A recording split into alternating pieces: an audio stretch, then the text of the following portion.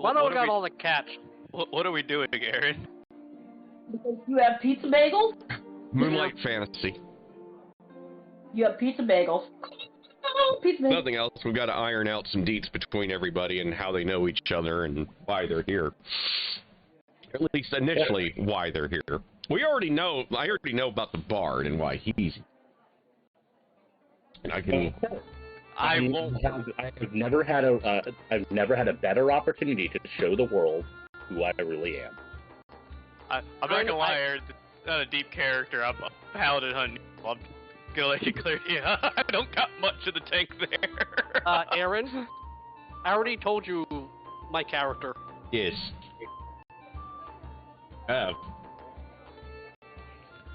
Your character was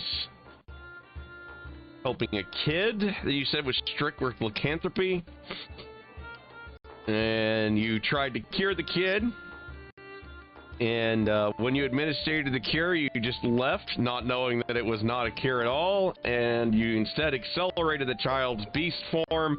The kid then turned and slaughtered his family. And You're the best doctor. Yeah, he is the best. And then the kid killed himself when he realized what he did. And your character is in denial, essentially, that he's the one that did it. My character didn't do that. David did. His human polymorphs. Well, disguised self. Yeah, so Jace's character oh, fuck, I just closed out the wrong window. Give me a second. Well, my character's name is Shale. He is the rubble rouser. Just because I couldn't help but the rock puns. He was at one point a professional fighter, pit fighter, prize fighter, gladiator kind of person. Oh, just make him a luchador. We're good. No, he doesn't quite have the dexterity to be a luchador. But he was a professional pit fighter. He was very. He was always putting on a show. It was never actual full-on murder blood sport. It was basically professional wrestling with weapons. He had an incredibly highly stylized fight with full costumes under the full moon. It was supposed to be kind of half fight, half play. Everybody was supposed to be perfectly safe.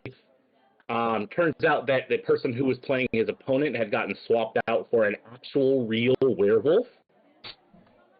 And if it hadn't been for a party of adventurers showing up, he and most other people at that fight would have been killed by the werewolf and his pack. He realized pretty much around then that he really... This wasn't the thrill he was actually looking for, and he decided that this was not... There wasn't enough... After seeing real adventurers, there wasn't enough respect in being a fighter, and he went to join the adventurer. He went to join the adventuring career. Because, and I quote, "I can do that, and everyone else needs to know it." At heart, he's not a bad person. He's just incredibly up his own ass.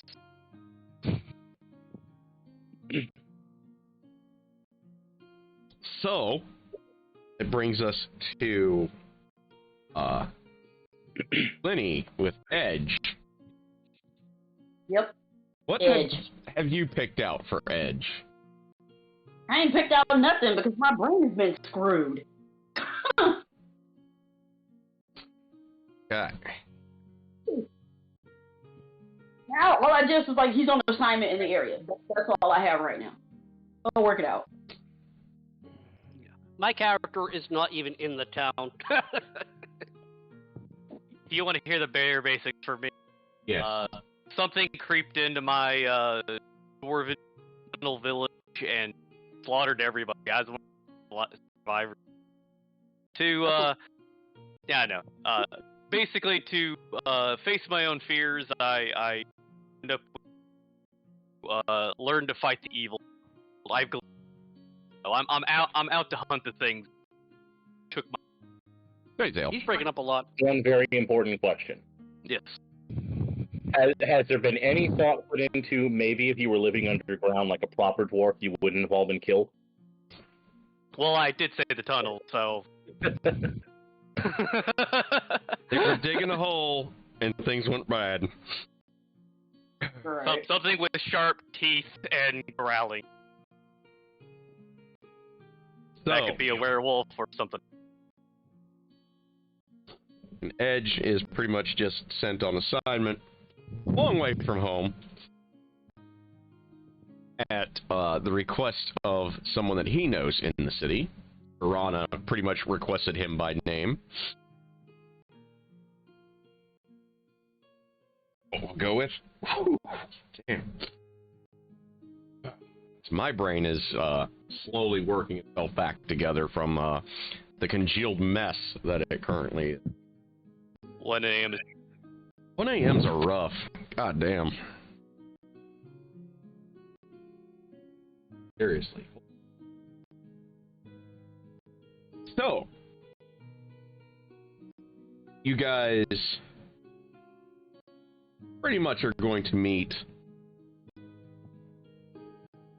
somewhere around, we'll say, one of the stage shows. Maybe your character, Jace, he's kind of just, doing a show for money. Shale. Yeah, that is kind of how he makes his living when he's not doing other things. And, he's probably, doing the whole fishing for adventuring work thing while he's doing it as he's performing, which probably will attract the attention of one or more of y'all. And it's nightfall. The city is run in part by a council of vampires that have bestial qualities. I believe I called them the Night Haunters, I think it was. At here.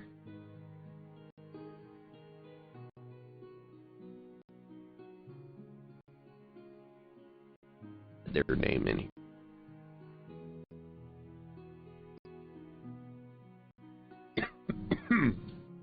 Yeah, we'll go with that for now. And they hear Shale bragging about, some of his exploits in the arena and by the werewolf, and you're all kind of congregating together to listen to this bard's possibly bullshit story. Because, Sounds like it is largely a bullshit story because he's telling the stories of his fights as if they were real fights and not performances. So it wasn't the time that he single-handedly broke an ogre's back wasn't the real fight. It wasn't an ogre. It was a guy wearing an ogre mask, and he just happened to be tall. But he's not telling that part of it. He's treating it like he's talking about old wrestling matches as if they were real things. So imagine a guy telling you, "Dude, I fought a literal death monster," and he's just talking about Undertaker. Well, no, the Undertaker, especially WrestleMania. That's awesome. And then there was an actual vampire, and then and it's like that. Like it's literally him telling stories of the old pit fights and the stories they were developing in there, like they were wrestling matches. But so they weren't real at all, and he's well aware that they weren't real, but he's telling them as if he were an adventurer who had done these things.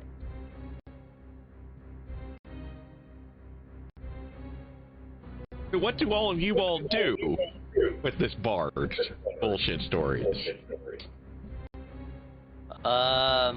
I sit my drink and I enjoy the tale. Enjoy the moments while you enjoy this. Well, a thing.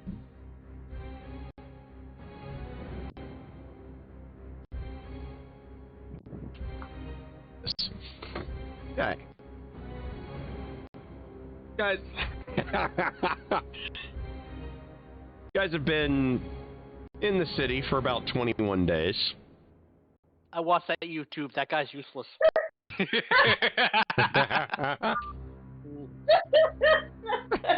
I know that guy. He's useless. So you all kind of know a little bit of the goings on in the area.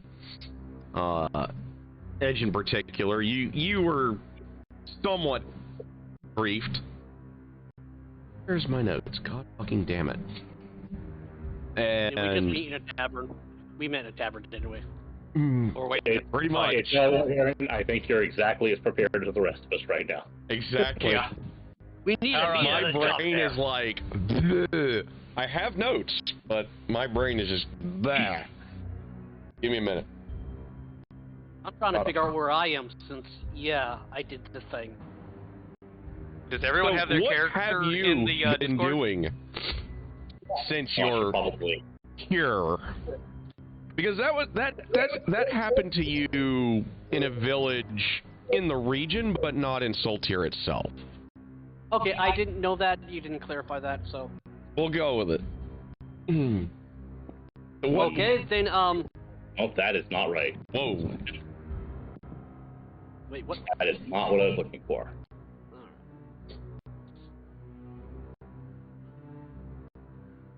I'm visible. Okay, so, alright, yeah, we can see your rolls. Yeah. Yeah, might as well get everybody to test their rolls too, just in case. Why is it not ringing through? It was a rough night. Let's see here. Okay, so there's Edge. There's Hannibal.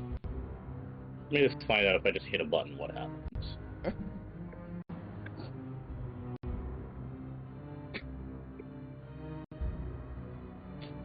Hannibal. Okay, so apparently, well, it's not giving me the.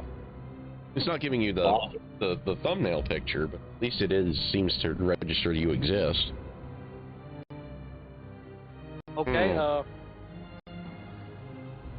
well, this is another town, then, Yeah, you went from basically a village that you kind of pissed a bunch of people off and on the run to essentially the capital city of the region you guys are in.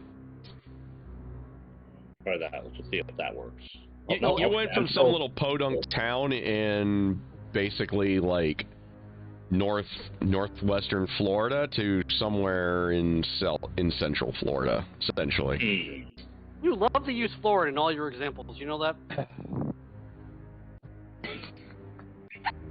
Well, climate-wise, it also fits for you guys. I don't know, have you lived in Maine lately? Anyway. Yeah, Edge, by the way, this is a good deal more humid and warm of an environment than you're used to. You've been here before, obviously, but yeah. Okay, well then, Edge. an average looking human with brown hair and just normal common clothes is sitting in an adjacent table, just mildly paying attention to you guys over there.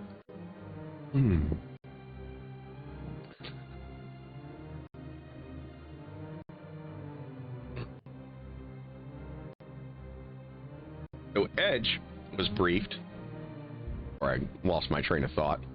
Again, brain not working so good today, guys.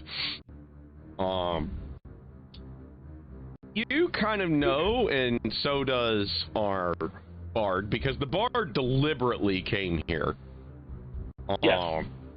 You were from the city of Corinth, and you, in your mind, are bringing civilization back to the savages. From what I remember. More than I want to be specific. I am not showing up here as a colonizer. I'm showing up here because I know that this place is a mess, and I can get a lot of glory by fixing it. Yes, he is full on bought into his hype machine. May have taken too many head hits. Might have some CTE from some of those pit fights. Oh, almost certainly. I know what I finally figured out why my character wasn't fixing it now. Nice. They're not lumps, they're improvements. Oh dear lord. So, you two know why. There's some shit that's been going on in the area lately. The Paladin, that was what you picked. Yes. You went with Oath of the Ancients. Okay. The Paladin also kind of knows because he got told. We'll pick your Eidolon / Guardian later, aka God. You essentially were sent on a mission because things have been going really fucking strange around here lately. Out in the outlying provinces, there have been shapeshifters attacking people. At least one case where a child that, as far as anyone knew, wasn't a lycanthrope or a shapeshifter, went full girth face, killed his family. As you do. Plants that have turned carnivorous, so the squash is eating the farmhands. That's a bit different. Seen some weird animals in the area. Mutated squirrels, rabbits, birds, snakes with like 7 heads that all function.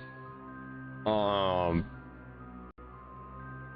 lot of bandits now in the region as things are seeming to become more unstable, and the swamps and the deep forests seem to just be overrife with growth as of late.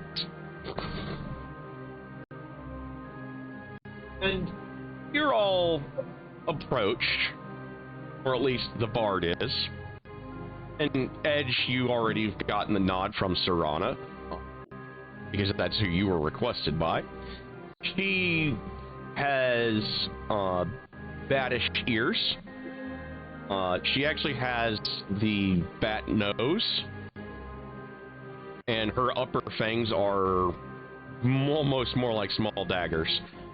And she kind of approaches the bard and she says, "So, you were an adventurer, yes?" And she seems like just kind of like she just absolutely buys into it, or at least seems to. Oh, I mean, regardless of the truth of it, I'm pretty good at putting on a show. Yes, absolutely. Myself and the others, we are stretched exceedingly thin. There is only myself and 12 others, after all, of my kind in the city. And one of them has not returned in 4 days. I need someone to find my sister. Well, I would be more than happy to help, but I admit I'm not much of a woodsman yet, but I can hold my own out there. If you're looking specifically for a tracker, you might need other help, but I'm more than happy to walk patrols. I do have a tracker in mind, and she gestures at Edge.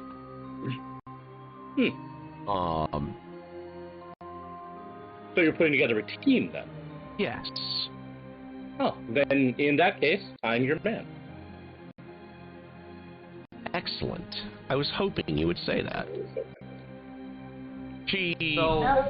By the way, in the city, Edge wears a blindfold. He can see through it, but other people can't see through it. Gotcha. Yeah. So Cheryl is very definitely dressed in very bright colors. Like, this is not a man who does a lot of...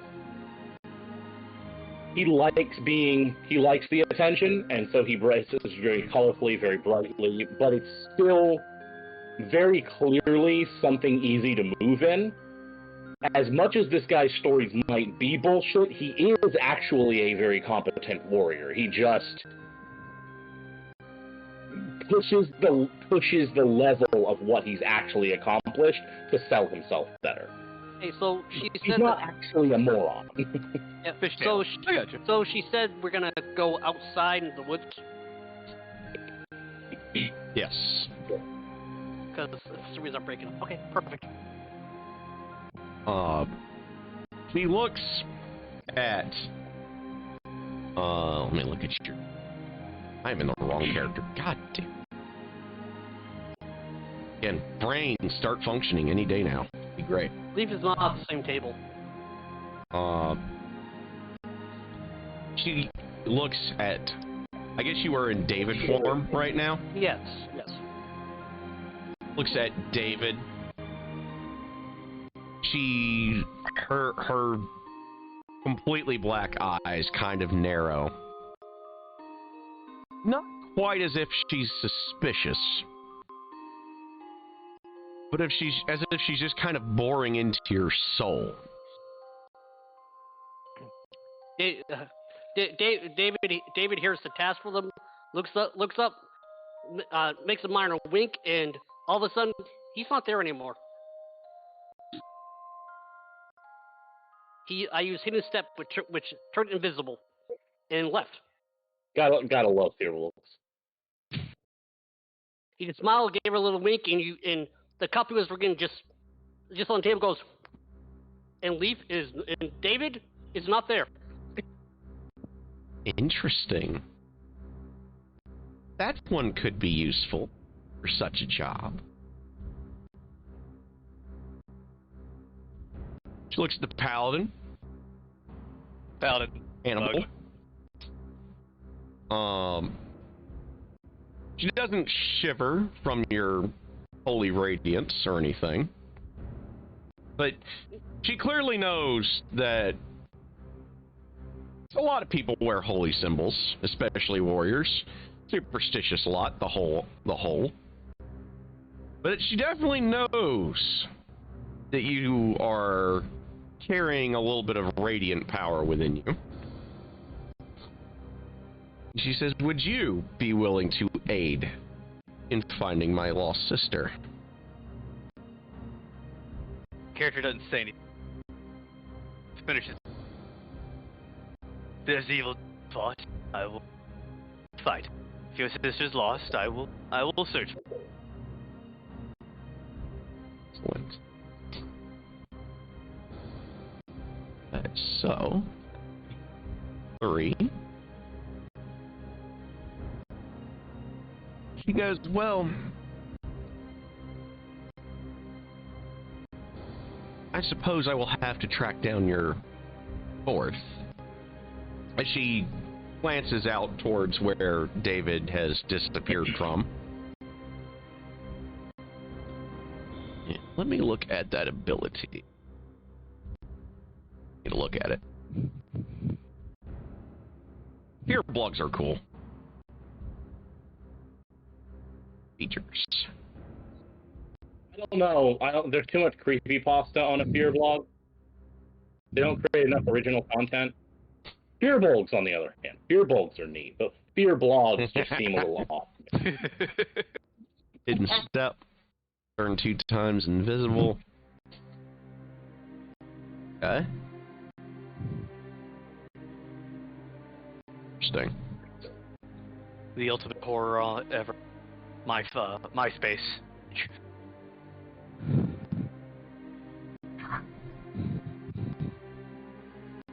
He offers you guys the offer supplies before you set out because she's not stupid. She knows what she's asking you guys to do is possibly extraordinarily dangerous. Because after all, her sister is one of her kin. Or kith, I should say. Danger is not my middle name. But that's only because I don't have a middle name. So, she understands that, this is going to be quite possibly lethal. And she's not the sort that's going to send you guys out underprepared, as to the best of her abilities anyway. Unlike certain cities, where, they're just, oh look, it's 4 dudes that are armed, I'm gonna go send them towards the woods. Couldn't imagine who you can name. Something your character is quite familiar with. It is definitely a difference in practice. Because you've heard stories from, real adventurers. Particularly from the one city watchman, or the lead of the city watch, who... Hey now.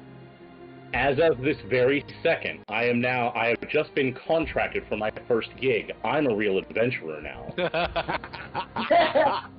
He got his papers for the adventuring guild in that small quarter and everything. So... I have been hired for the first time. That makes it official. You are now technically professionals. I was a professional before. Now I'm just a new professional. A new kind of professional. Each of you will get a healing potion. And she basically is giving you a voucher in order to go to essentially the Night Haunters Guild Hall, for lack of a better term, which is more of a crypt when you guys finally get there, because it is daylight by the time you get there for obvious reasons. She says, well, you might want to approach in the day. I doubt there'd be any threat to your safety there. We are a civilized bunch, mostly. But if some of us come back wounded, somebody may have issues with their self-control, so it's best if you come when my kith are sleeping. So when you guys come back the next day, it's essentially you're walking into a crypt. You're being attended by what are almost certainly cultists of a flavor. Priests and priestesses. You've been wafted with incense when you come in.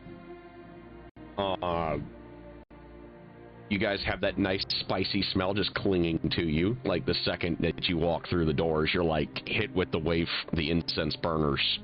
And it just wafted all around you. Like a it mixes with the scent I already have wonderfully. Yeah. Edge, you should be familiar with that part of the process. Yep, and hate it.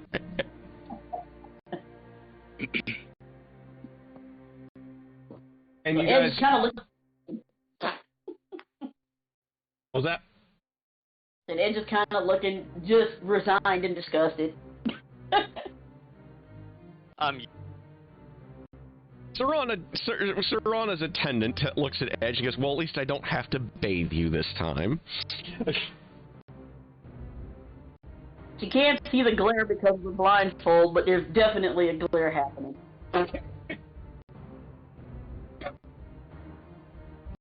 I want to ask one very quick out-of-character question, since part of the theme of this session was also us doing a little bit of coordinating work. Yes. Yep.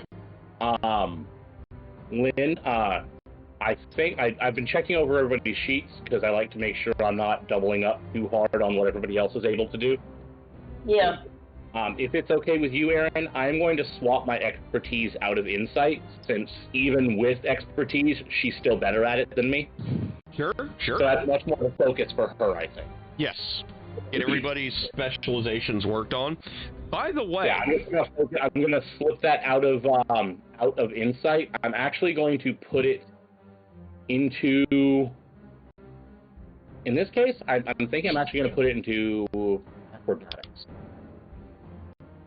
Kind of fits with he was doing a lot of tricky, showy stuff when he was a fighter. Yes. He was, like I said, I don't quite have the stats to be a luchador, but I definitely like the idea he was a lightweight, flashy kind of fighter. Also, the in-game explanation for anyone, this is now the time for you all to look at each other's sheets, change your skills, coordinate, figure out how things work. As you guys are going through the crypts, you are being attended by these priests and priestesses. You are being anointed in oils of various scented natures. and you feel crickles of power coursing through you, as they do. And essentially, you guys also feel almost a connection between each other as you're going through. I ain't even there, so... Except for our alchemist, who... I have to admit, at the moment nobody is looking at me, I will occasionally, quote-unquote, fix the scent they put on me with my prestidigitation, just to make it more pleasing to me personally. Okay. Ugh. But yeah, this is the perfect opportunity for you guys to swap your skills and stuff. And as you are, our alchemist buddy, quote-unquote, David, the next day, you're found by one of the attendants.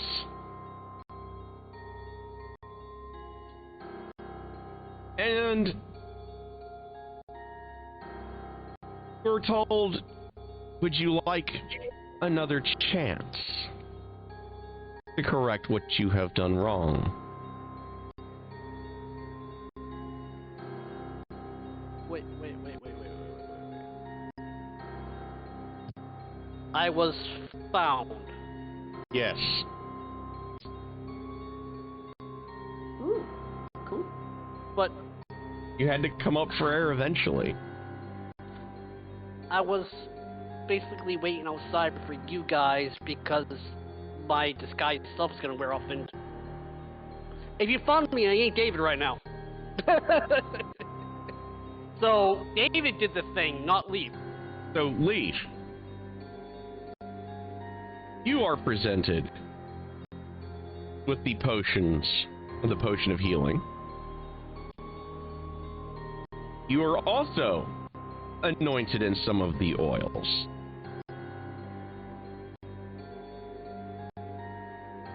And you have this distinct feeling that you've been watched for a while.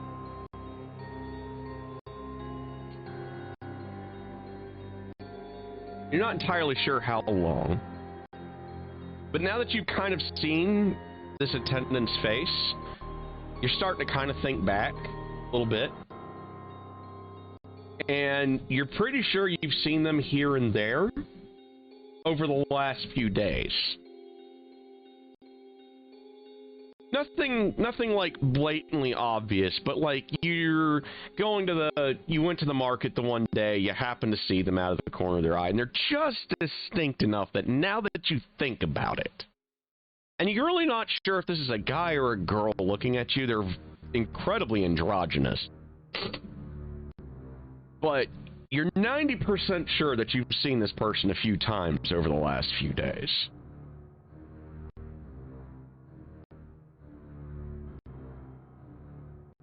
And you're told there is no such thing as coincidence, and your companions will be along fairly soon. And this attendant doesn't seem particularly bothered by you not being David, which, given what you know, because you've been around for almost a month, you've seen these people attend the Night Haunter Crypt / Mausoleum, so you're pretty sure that they're used to some pretty freaky looking individuals.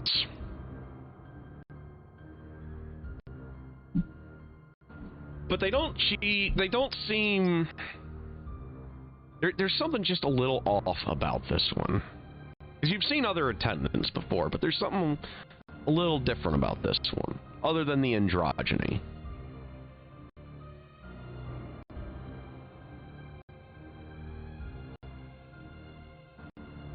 I look at him, and lean against the wall outside the gate, going, I'm well aware. I'm waiting. Very well. And the attendant pretty much leaves you in peace. You also gain a pretty nice burgundy-colored robe, each of you. When the one that made the comment to Edge gives Edge his, he kind of chuckles and says, I already know you probably tore the last one up in whatever crate shenanigans you got into the last time that we saw each other. I know how you operate.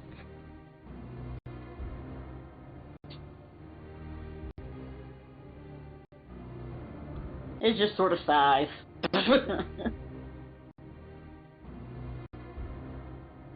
They also will give you each a map of the region that you guys are in, which I should have some artwork here. Is it in this notebook or the other one? We don't need no stinking map. We just go left. Let me see if I can find my map, guys, because I actually have some maps for this area somewhere. Ooh, well, I can reuse that. That's not going to be for the day, but I will reuse. The tree over there told me that if I go left, we'll find it. And trees don't lie. You're about to walk off a cliff. Oh god. Quest, we have a town or village called Nashmouth. That is all. Good. That is not what I need. Different map. Wrong map.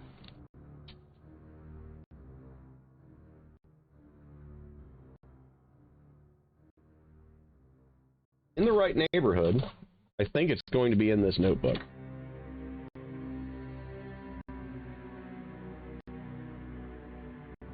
My question is can I...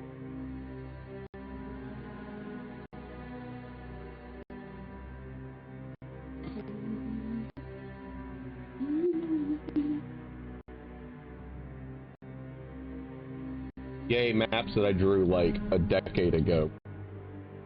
Gotta find it.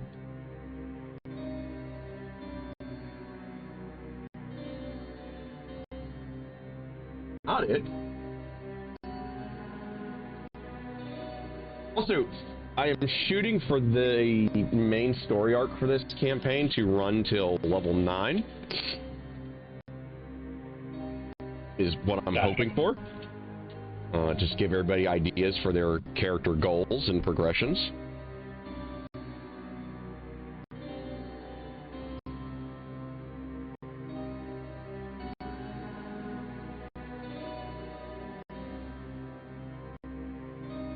Just to ask a question, so, like, this is gonna take place on the off days? This is gonna take place, Scarlet Citadel? Yeah, pretty much. Figured? Okay, I'll reuse that character. Yeah. Like, it's gonna be too hard for me to, like, dynamically balance Scarlet Citadel based on how many people we have. You're fine. I just want to make sure. It becomes such a... Wow, okay, camera. Please don't be dying. I might need you. There's the other map. There's the one with the colors on it. That's the one I want. Yes, that's exactly the map I want. Not very, very labeled, and there are reasons for that, you know.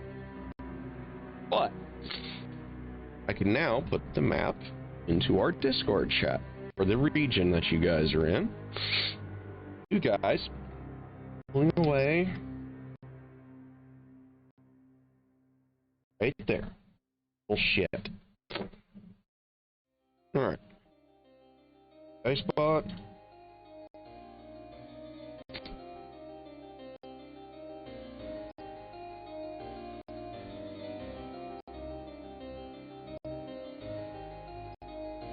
Okay, I'm just going to do an overview first. I'm going to give you guys 2 pictures, because you guys do have a map of the entire continent.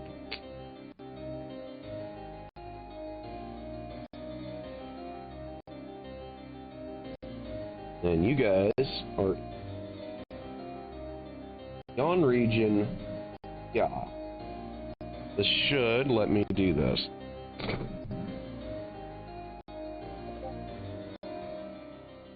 The reason I've left that blank is because this is actually a trade winds map more than it is a territorial one. But Yeah. I couldn't find my other colored map. This was the only one that I had that I could find. Apparently the other one has been either lost to the sands of time or entropy or both. So, you guys are essentially kind of like at that little daggery tip there in the southwest there. The very bottom. That is where Soltier is. And where you guys are being sent to is more pretty much towards your guys' northwest. You're going to be following similar lines along the coastline from there, because that's where Serana's sister seems to have last been known to be patrolling. Is about 30 miles out from the city. She was pretty much on a long route out.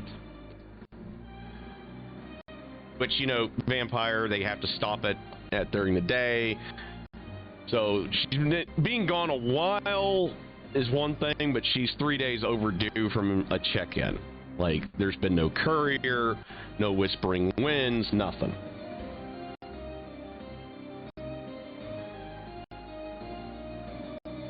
And one of the things to keep an eye out for on our way is the corpse of a courier with a letter on him, perhaps. Just in case. Yeah, just in case. Because, you know, crazier shit's happened. You know, like having a werewolf go Gurface on you in the middle of a, basically glorified wrestling match. Luckily, I perfectly maintained my composure, and I was a glorious asset. Yes, you totally didn't have any problems. He pulled out his Scooby snack and said, "Do you want one?"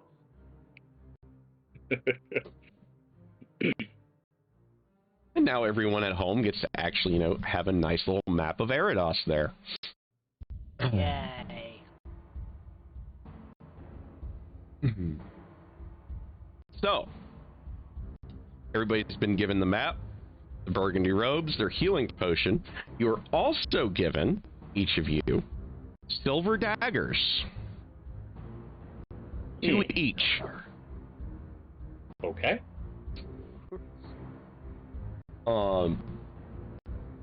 For obvious reasons, they would normally give you guys holy oils, but you're not exactly on the high end of the reputation yet with this area. They kind of, you know, have obvious reasons not to trust strangers with holy oils. Right. No offense, they say to Hannibal.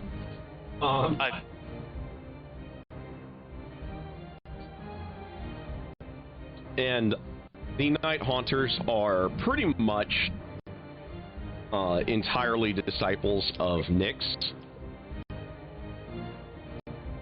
Lady of Night. They do warn you about the strange creations, because there's no way some of this shit could be natural. Somebody has to be making these things. One of the attendants kind of says that, like, and this one seems like he's a little bit haunted. Like, he's got this that vacant 1,000-yard stare as he's kind of telling you guys a little bit about what he saw the last time he was out. And because usually they send 2 attendants with 1 Night Haunter is usually how their buddy system works. The attendants themselves are usually fairly capable. They're at least competent enough to serve as guards during the day. And one of them is always able to feed one of the Night Haunters as needed. And then the other is essentially the backup in case something happens. And he seems a little disturbed by some of the stuff that he talks about. Like, he saw an orc that had basically a giant cobra growing out of its chest. Was one of the things he saw. And he's like, there's no way anything natural. Nothing could have, born that.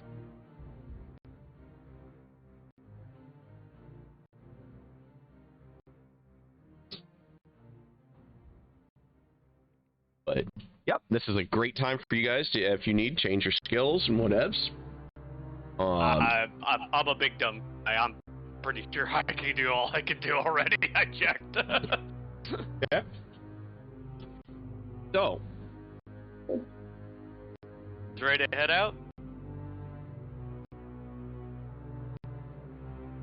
I think I am about as prepared as it is likely for me to be.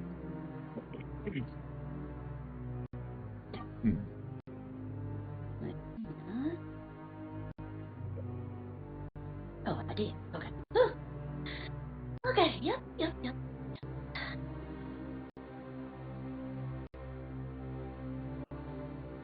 Edge.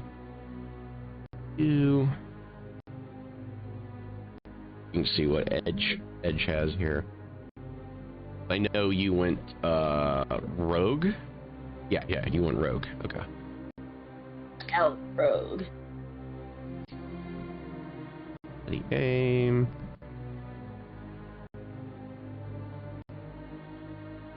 Animal handling. Right. Thank you, Zale. It's older than, probably a good chunk of people that will watch the VOD, but yeah. That map in itself is way older than 10. I just remembered when I made that. Closer to 20. So, you guys begin to make your way out. There's no real fanfare about it. A couple of people wish you guys luck. You guys are handed a silver pendant that has a bat in the middle of it with a ruby for a chest. And that belonged to Serana's sister, or blood sister in this case. And the theory is that this thing should react as you guys draw closer to her. Is all of the Night Haunters wear one. Gotcha. She had left hers behind, and you're not sure if she did that just to avoid being tracked by whatever's out in the wilds, or something else. A couple of the attendants will sketch as to what exactly somebody would leave theirs behind for, but it's not exactly the most uncommon thing to have happen, particularly when somebody's worried about being detected by other means. So this thing is not going to shield you against divination magic at all.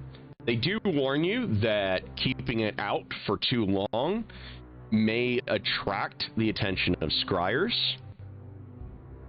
So do not check it constantly.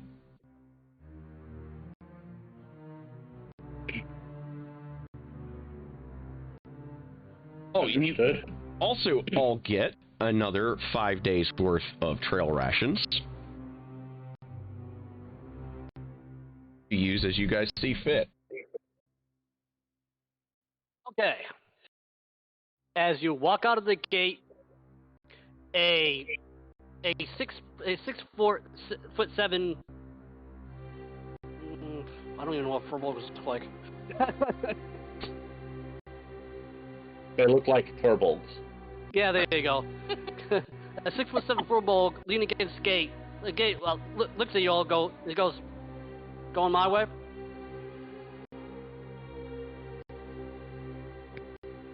Is he wearing the crimson robe like the rest of us are for the moment? Yes, sure. Okay. You're the fourth then. What? So this is the fourth then? Yep. Yeah, it looks like it. Works for me. They did say they were hiring 4 of us, so. some water. I will be right back.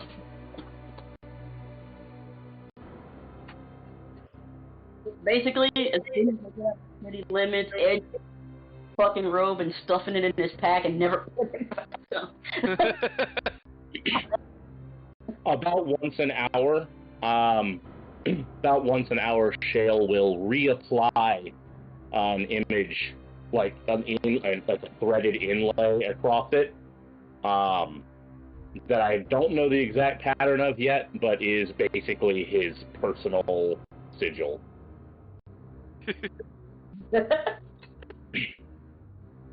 Well, while he's gone, I'm going to add that silver dagger to my, How people identified him when he was in the ring. I like every line. What was that? I really like this character. I'll be honest, I wish I had the energy to portray him correctly, but I'm doing my best. He's building up. He's quiet, build. Right. I'll figure something out with this guy. This guy was kind of. If I'm a bit boned. I'm going to be honest. His name is Shale the Rubble Rouser, because he brings the house down, and literally the genesis of this character was me thinking back to that bit in Avatar about the boulder and wanting to do that. Follow the sacred saint of Randy Savage. Like, literally, and I know that character was basically the Rock already, so I just decided on another Rock name with a Rock pun. And then I just tweaked enough of it to make it my own thing.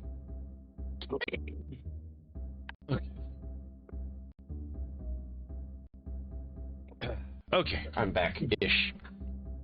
So, part of the reason I'm sweating my fucking balls off is it's 83 in here right now, so I just turned the AC on, officially. Yeah, welcome to Deeper, if that helps. Jesus. See, Fucking... it's going to be tropical and Florida's going to be frozen, and we have to deal with all the yahoos. Let's not. Oh. But it's okay. See, it's this is the thing. There's this thing that happens every year now. Climate change is totally a myth. Instead, it is the maw of hell opens in Canada, and we need a plucky group of adventurers to go and close it. And every year we find one, and then we sacrifice them to the pit of hell. And then their world gets a winter again. That's how it works. That is absolutely, without a doubt, exactly how it works. Well, there's my dream of Canadians. Well, I guess we gotta find Fort Schmoes and go kick them into the pit of hell so we can have our way back. I have a list of movies I'll tell you later. Say, I got a list, and 2 of them are in Florida. Well, you'll have to go pick them up then, because you're the closest. I think I can do that. Trunk of the Lincoln's big enough to keep them in there. I'm not wasting my car.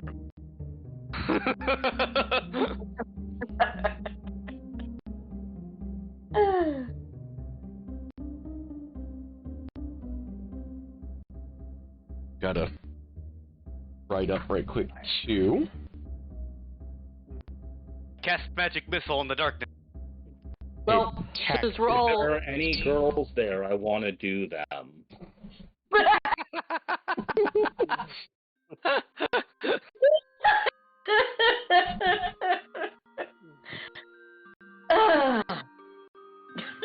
I missed that. I still want to strangle 15-year.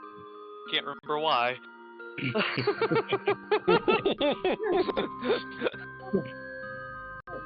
Just a moment as I adjust some stuff here.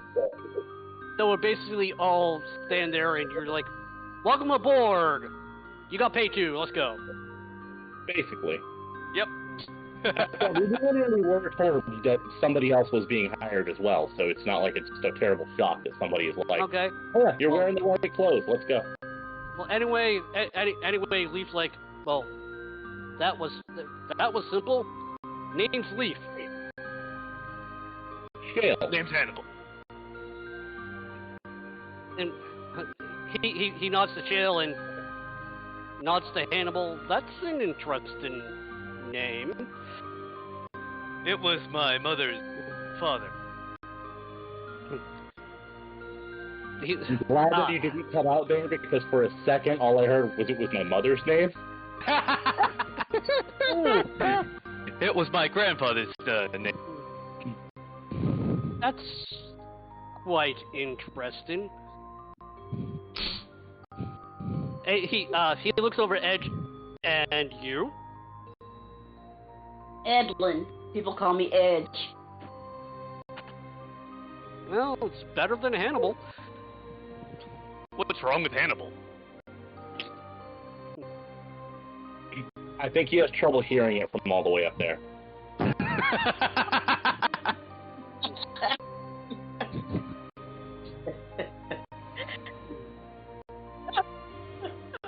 Plenty of dwarves have human first. I don't know why you need to poke me at him. Just an interesting name.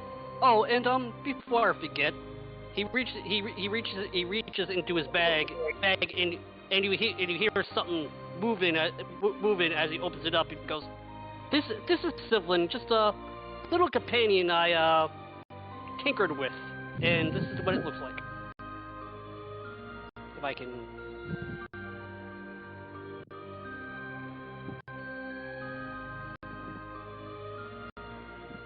Oh, interesting. Oh, you use anima! You told me to!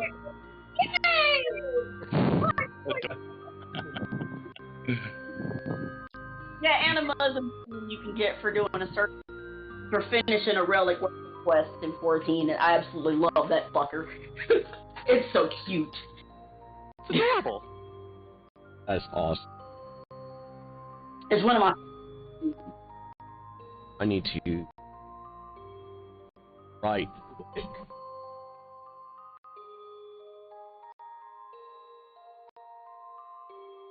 It's basically a toy automaton that was created to house the sentience of your weapon.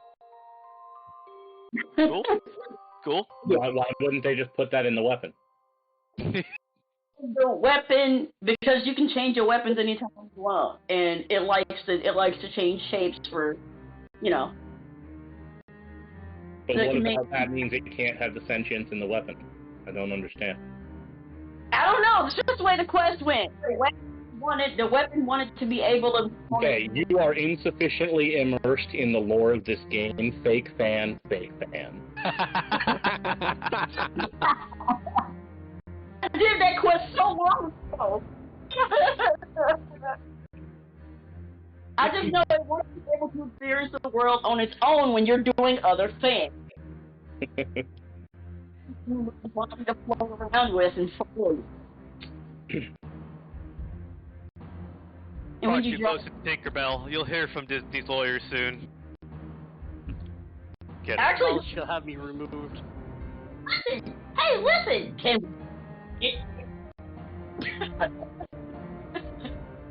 at least thought. The blue flashlight did not bother.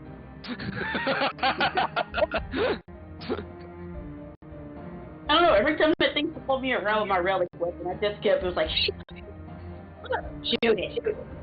Bar, and I had it.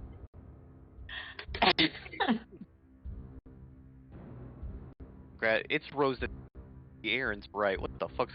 I think I'm gonna go air now. I mean, it's insane. Like, it's legitimately like, what the fuck? Wait, what? How fucking goddamn miserable it is. Like I said, no pants dirty. It is full on, like, summer humidity even. Like, what the shit? I didn't hear too for some reason. Yeah, it's been really warm here too. Absolutely. Like, I had my windows open for the last 3 days straight. It's not even getting cold at night. Right? I haven't even put the winter blankets on yet. They're on by. Honestly, I kind of wish I could have my windows open, but by this time of year, we're past the point where the landlord can, like, fine me if I leave the windows open now, so. Oh. But I've got a fan has been sufficient because it's not in the 80s here. a fan has been sufficient, but it has been in the 70s, and it is not okay with me in November. No. Wait, how can you find if the weather is good? What was that? How can you be fined if it's not cold weather?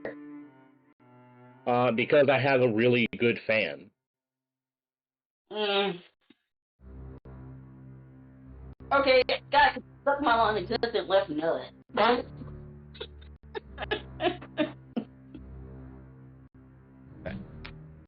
Hi, Rabon.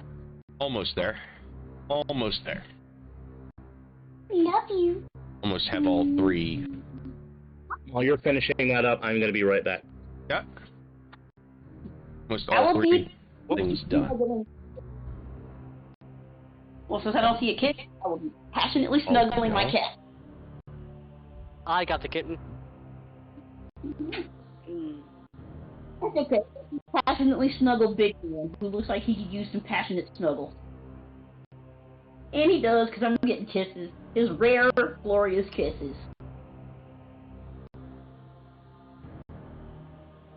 He's awesome. Yes.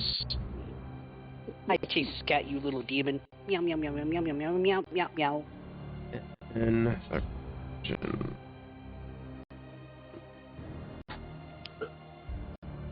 All of that. Sorry, I'm back. I got distracted there talking. Oh, you're fine. You're fine. I'm almost complete with my third set of block. Okay, there we go. That is complete. Oh. Yeah. And it becomes your minion. Yep. Right. Back, I think. Catapults. I need more catapults. I didn't even know the spell existed until like 2 months ago. Anyway. Talking to my dad, so if I'm a little quiet. That's fine. That's fine. I'm not allowed to talk. No, you're fine to talk.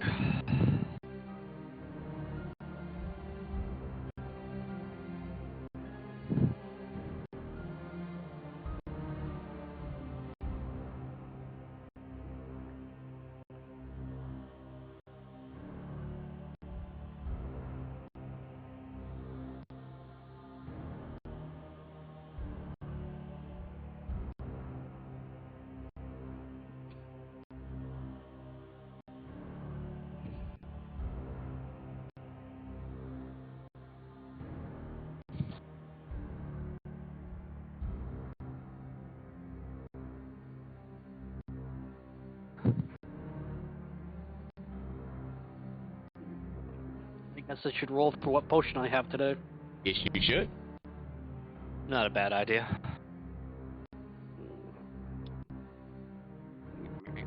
I can find the fucking list here. Hours.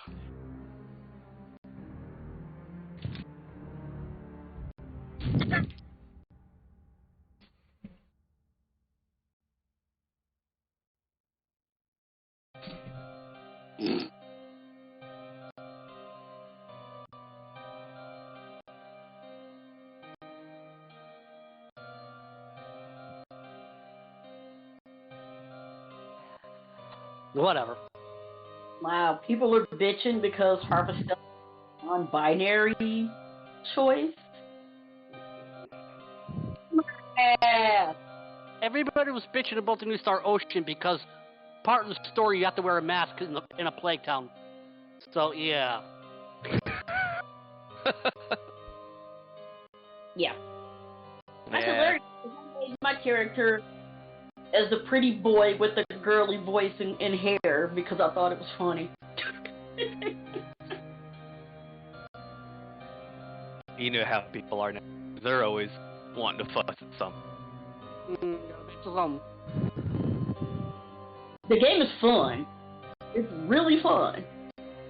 Like, if I want to do more farming, I'll play Rune Factory because, actually, the farm is just like a part of Harvestella. It's dungeon delving and all kinds of cool shit like that. So it's really neat. And the job system is awesome. I mean, I have a freaking monk that punches with magic. It's amazing. So the most stupidest complaint about the new Star Ocean game, of any complaints I ever heard, was this one character, she acts robotic and has no emotion whatsoever. So I'm like, I don't have the game yet. Who's this character? The android of the party. Dude, that just sounds like robo-racism to me. I don't know, man. You got to keep those toasters in their place. You know what happened. Like, you know? Yeah. And honestly, I would sit there and make the comment, what, does people not know what an android is? But we live in America now. People don't know many basic words. To be fair, neither do you. Excuse me? Just because I can't spell basic words doesn't mean I don't know what they mean. Yeah, but you, just as often as anybody else here, use the wrong words for things all the time. Sure I do. I mean, I make a career out of it. IR smart one. Well, I'm a Twitch clown, baby. All right. You are, in fact, SMRT, the smartest of all.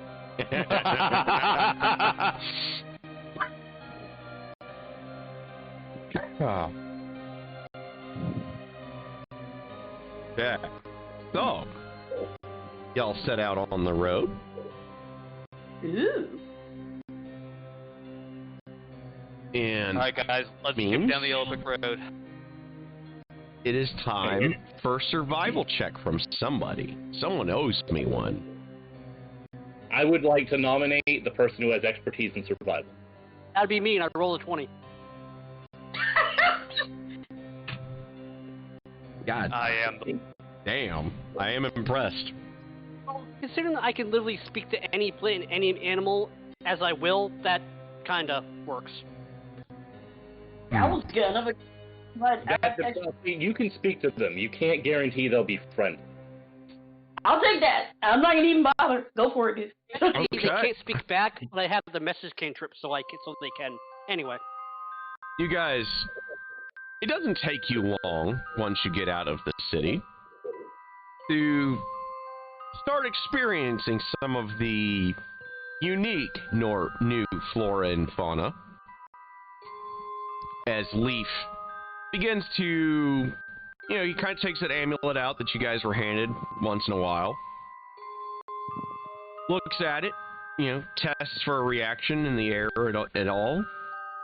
Nothing happens now and then there's a brief flicker as you guys kind of aim it in a northwesterly area. And it seems to guide you onwards. So you begin to follow. It quickly takes you off the road on his next little check. This is going to be good for a little while, this survival check of a freaking natural 20. Well, And- we're going, really, we don't need one. You see a few, what should be, in your estimation, to be what were potatoes once upon a time, that they're way too large. It's potato. No. They become potatoes. They've been lit on fire several times. You see the remnants of blood splatters on the ground about them. And you also see some of those weird rabbits. These rabbits don't have fur, they have snake scales.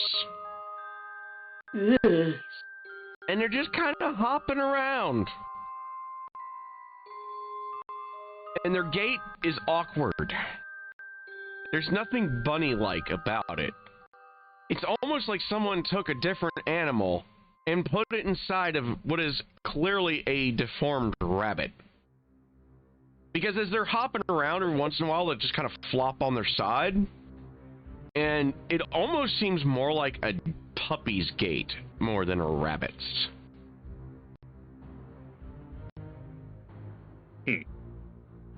Duh.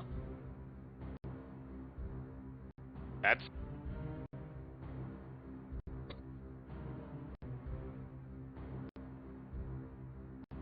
Oh, they're just hopping around, not malicious. Look weird.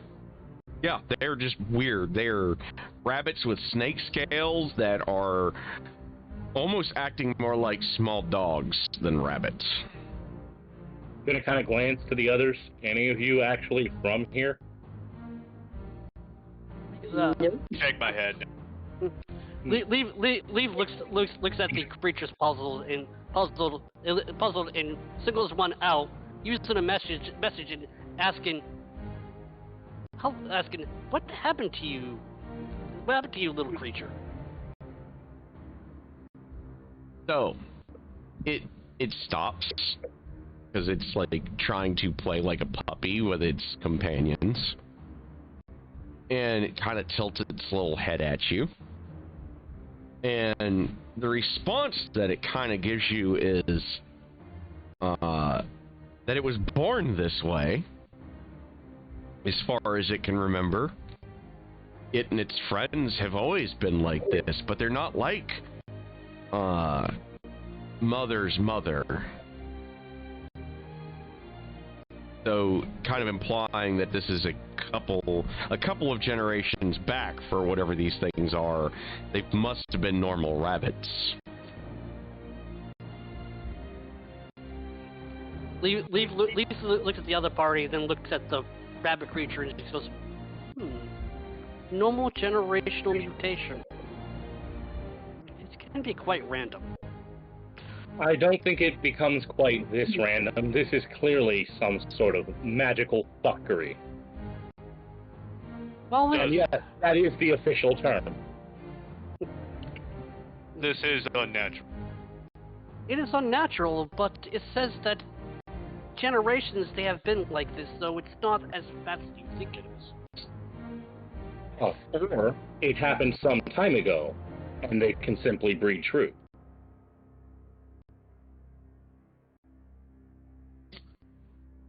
Also, Go ahead. as you guys begin to kind of like figure out what you're going to, you're talking about how these things are fucking weird. You see a vine grab one of them and pull it deep into the woods. And you hear the Looks like more of a screech problem. of something in pain, and then it is quickly silenced. That is something we should know about. It could also be the reason why it's literally scorched earth. So, Edge, because you've been in Soltier before, and you've been kind of hunting in the area around it, this is not like what you remember.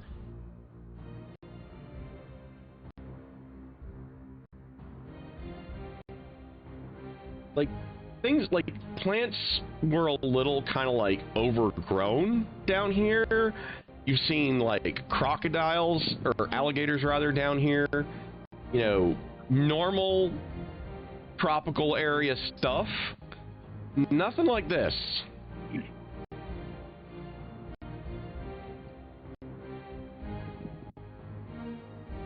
Of course. It's always.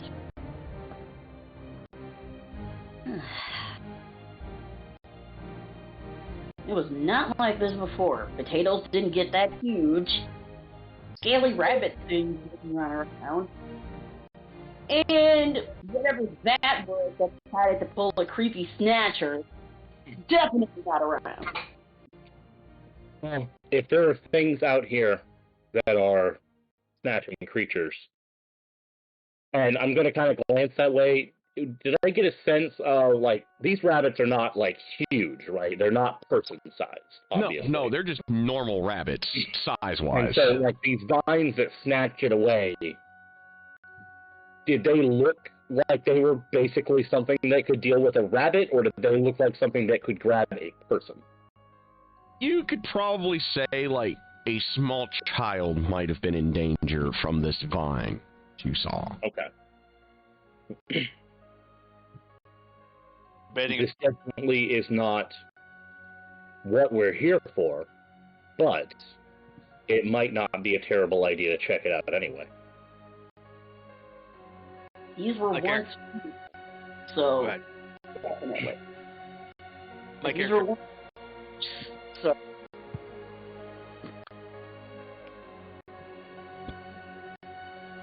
The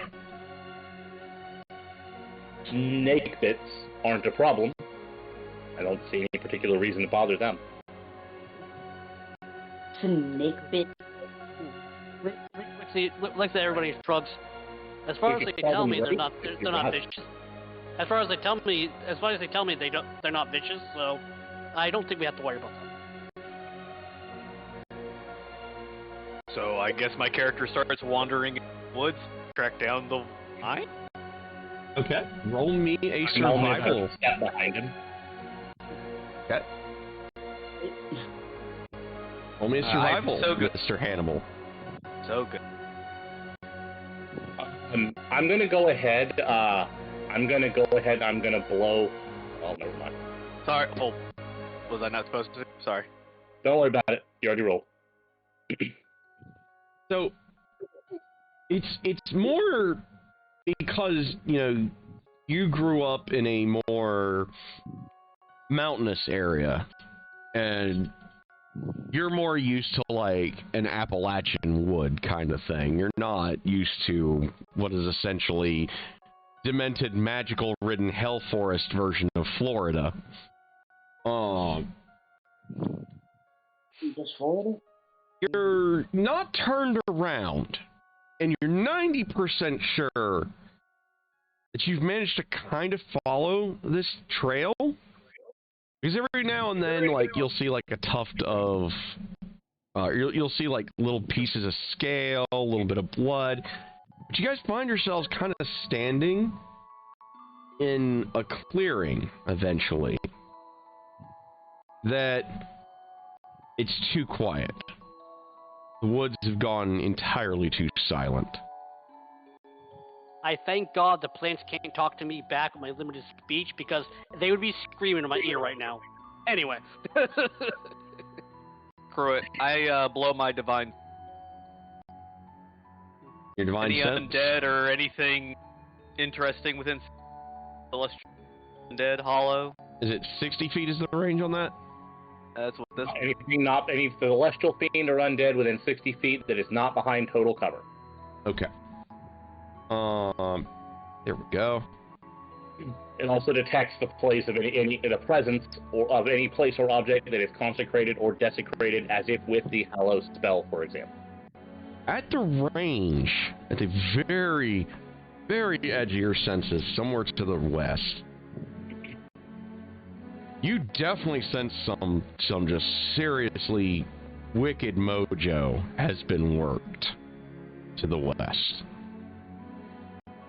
And fairly recently. I start marching with purpose that way. Okay. Following the dwarf that wants to get slaughtered. Got it. No, Edge has his bow ready, just in case.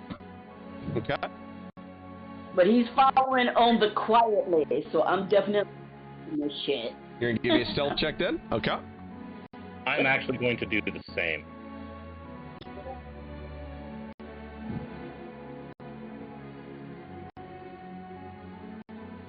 Oh. As the dwarf not so quietly trounces through, because he's finding like every small little marsh pit hole, every like major twig that he could snap on, because I mean he's just in heavy armor, he's not that tall, and he's just really broad. So he's not the stealthiest of the lot by any means. You guys, on the other hand, are much quieter. Edge looks like he belongs here out in the wilds, just about. And Shale's done a respectable job of it. And Shale, as part of this check, has actually made a point to soil make his clothing brown as if he had been rolling around on the ground. nice. Just as part of the whole process of not standing out so much in the woods. Nice. And Shale's wow. Wow. Leaf isn't doing much better than the dwarf. I've listened to all the screaming trees and animals going, "Help us! I used to be a squirrel!" yeah. That's pretty much exactly what's happening to you. To be fair, you're also in armor that gives you disadvantage, so... Yeah, and I still roll the 1. Now, also, that can't happen to me. I actually can't hear it back unless I use message, so... Technically, having message doesn't let you understand what they're saying. It just means they can communicate with you back. So, speaking of, I used to be a squirrel. The Fearbolg thing, it lets you talk to them. It does not let you understand them back. I thought message allowed you to understand language. No, a message, I looked up the message spell. I believe all it does is allow you to get a response back. I don't believe it automatically makes it in a language you understand. You just hear a whisper back of some sort, which means you will hear it, but it doesn't say you understand it. Like the sending spell, I believe, transcends languages. Earlier, well, I'm only you can hear, you can cast it into object. It didn't really say language, so I wasn't sure because it's kind of telekinetic kind of thing. Huh. The Fearbolg thing lets you influence plants and animals. It does not make them able to converse back and forth necessarily. There are actual spells for that. Most damage I thought message would do that because it didn't say language in it, so I thought... Well, I know that's exactly the thing. It lets you hear them, definitely. But the Fearbolg power specifically notes it does not make you able to understand them, and the message spell doesn't say you can understand it, just that you hear a whisper back. Okay, I was wrong. My bad. All good. There's all good. There's a couple of, I think, first or second level spells on the Druid and Ranger list that are how you can actually speak with plants and animals. Oh, technically, so I actually can hear them screaming back at me. I thought it was another way around. So yes, that's why I rolled a 1. You can understand them in return. Okay, so yeah. Speaking of, I used to be a squirrel. One of the former squirrels, if you can call it that, it has instead of a squirrel's tail and, you know, the forelimbs of a squirrel, it has a pair of scorpion claws and a scorpion's tail. And beetle chitin on its back. Oh, God! That's pretty much the look on its face.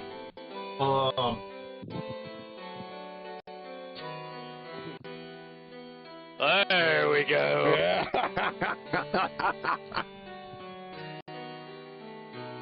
So, I don't know where that's from.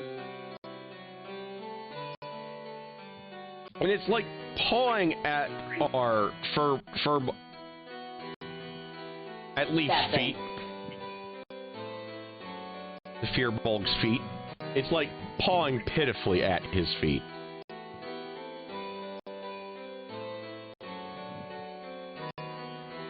You make your guys' way westwards, and as you do,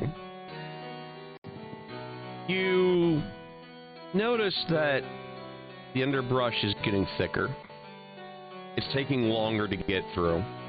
Like, you guys are at the point now where every few feet you pretty much have to cut your way through this shit. Which is part of the reason why Hannibal and Leaf stealth is so bad because they're just having to hack their way through. You guys, on the other hand, are doing much better at avoiding things. Like, you know, they're getting caught on every briar, every bramble, every holly bush. The other two, on the other hand, you guys are just kind of ghosting through it the way people that actually walk through woods on the regular can do. Let's see, I make this look easy. For Edlin, it actually is easy. Exactly. Exactly.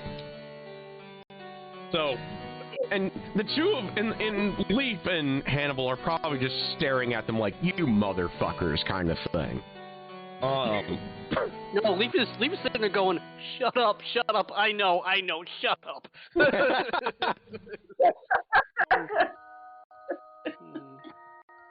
And you just hear me going, and I'm just not along with the song in my head. I'm gonna smite it. You see a patch of vines up ahead of you now, as you have hacked and slashed and just brutalized your way forward. And you see where this poor little rabbit has gone. And it is most certainly the strangest looking plant that any of you have seen. Now, Edge has heard tale of versions of this plant because, you know, Serana's told him a little bit about the flora and fauna in his last visit. But this still doesn't look right. It's quite possibly the most deformed looking Venus flytrap thing he's ever seen in his life. Or heard tale of, anyway. I hear in my head, it says, feed me, Seymour. I don't understand. No. Audrey just does look way different than this thing. This thing actually has, like, obsidian teeth. Oh. Instead of, like, the little planty spines at the ends of its mouth. And the vine just casually throws the... What was it you called it? The snabbit? Snake bit? Yes, it's either a snake bit or a rake, whichever one Edlin finds less offensive. It just casually flings this thing up into the air and into its mouth.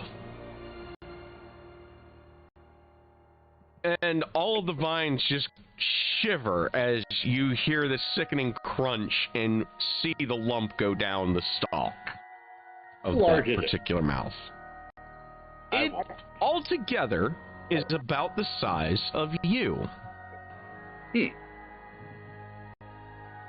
Each of the limbs, on the other hand, those grasping vines, don't look particularly strong.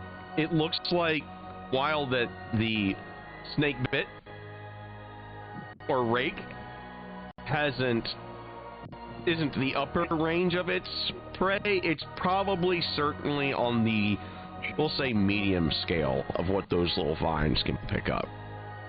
The teeth are too small, and the head's too small to really get an adult person into it.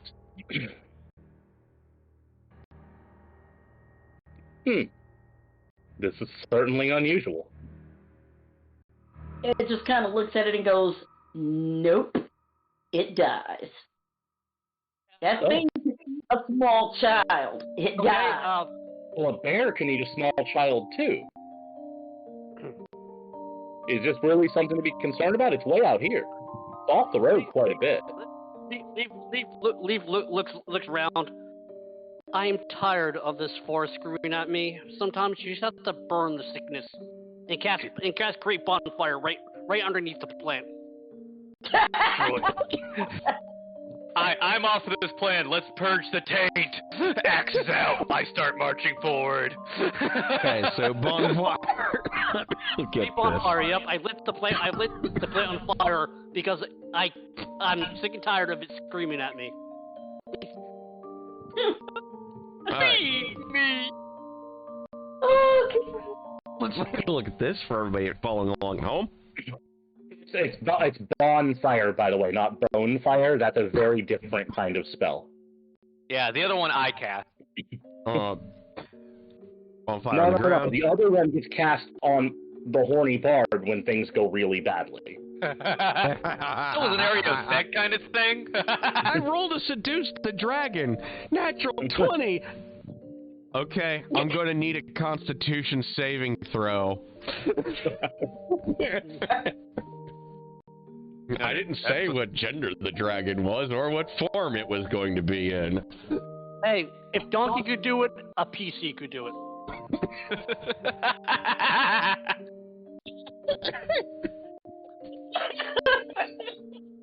Creature in the bonfire space must make a dex save or take the fire damage.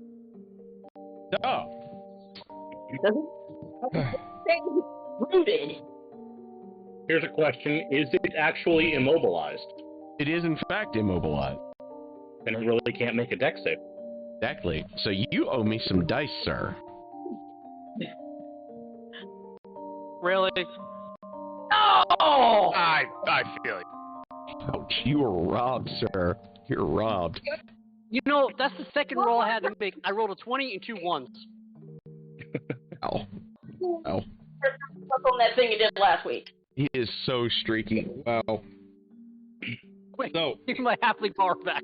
I'm going to assume that is probably going to be initiative then. yes. Don't worry, I'm right there with you on the roll. But the bonfire is there. Y'all, The what's bonfire is wrong literally with there y'all? Crikey on a bike, bro. The bonfire's up for 1 minute, so every turn it takes 1d8. Nice.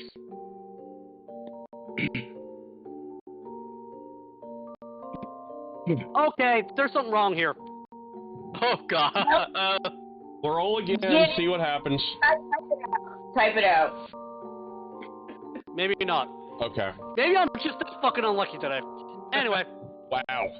I feel the need to apologize for not having you be your halfling right now. I know when I'm Kendall, I don't roll ones. Kindle is. Well, no, I'm no. trying to get killed.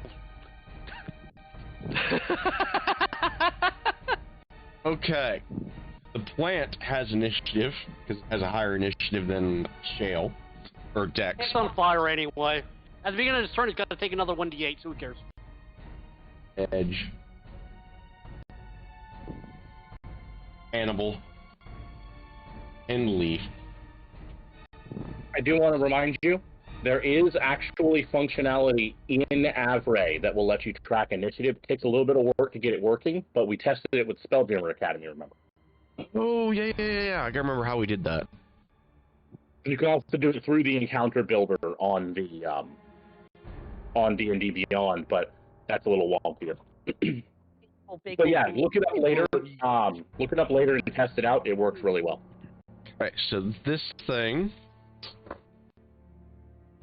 with its 1 point of damage that it's taken, it actually speaks.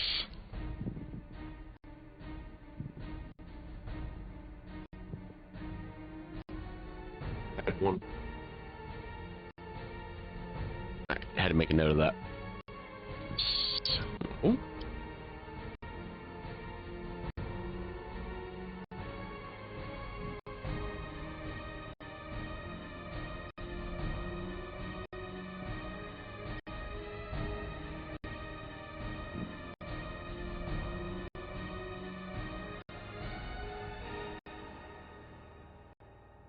and it insults Leaf's mother. Oh, dear God. And it says, you know, I've had hotter fire from your mom. You need to bring her back out here. And it lashes out at him with one of the vines that the leaves on are entirely too sharp looking. Plant man, laser whip, razor whip. There we go. Laser whip instead.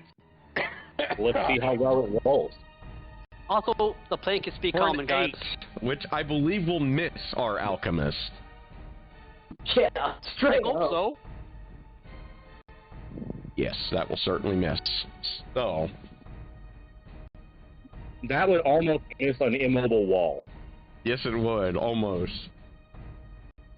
The force of the wind that goes by your face, Leaf, is, as the razor-sharp leaf goes past your face, is a little disturbing. For as thin as that appendage seems to be. After him, it is now up to Shale. Sale was all about trying to. Sale wasn't super convinced that we needed to deal with this as much as everyone else was until it responded with violence. And so, he just sort of shrugs, and then in one smooth motion, am I within about 40 feet? Yeah. Yeah, just moves up and puts his rapier, just slashes with the rapier through a few of the ancillary vines. Alrighty, give me an attack. Okay. See if this. The 19 hit. That will certainly hit. Okay. I'm going to use up one of my points of Bardic Inspiration for a. Technically, it's a slashing flourish. I'm going to use a defensive flourish. I can deal extra damage equal to my Bardic die roll, and that also adds to my AC until next turn. Ooh. So, that's one extra damage and one extra point of AC, on top of the normal. So, 8 total damage, and my AC is up to 14. Very nice. As he just whips that rapier back and forth in a way that just sort of makes sure to slice just a little bit at every one of the vines that's close enough to keep them from getting as clean a hit as they would normally be able to. Nice. So, Leaf. No, it is now Edge's turn.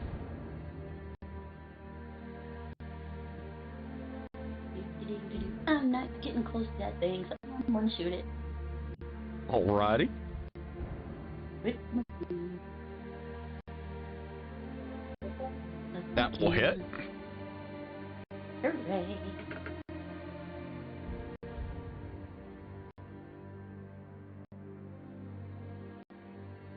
Yeah.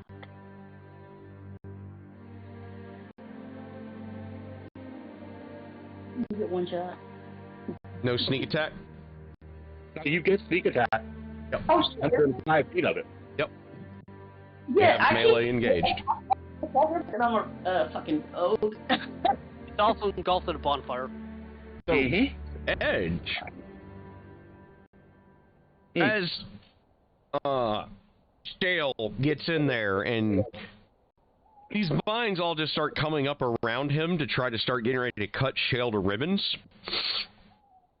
And you can see that the leaves on the edges of these leaves are definitely blade sharp. And as it's getting ready to rear one of its heads up back to chomp on him, your shot goes right into its gullet. And you see a purple goo just rupture and just vomit out of this thing's mouth. As it screams, and all of the vines just start withering and shaking. As they do,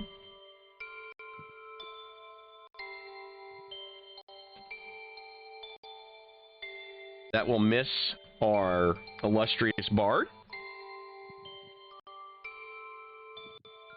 That will miss Leaf. And I'll use one attack roll. Yeah. Death throw attack roll. And misses Edge. So it's just like flailing around trying to just cut you, 3 of you, to ribbons with a mass of vines. And just kind of fails miserably because, well, y'all saw the rolls. And Shale does a really pretty defensive flourish that clearly kind of hints at his stage performances. Because he's literally almost like telegraphing his parries for almost comedic effect. Or dramatic flair, you're not sure which. The other two, Leaf and Edge, difference at the end of the day. They just don't quite reach you guys in time before whatever he shot, which you're assuming had to be its brain, just gives out. And they just kind of fall short to the ground in front of you.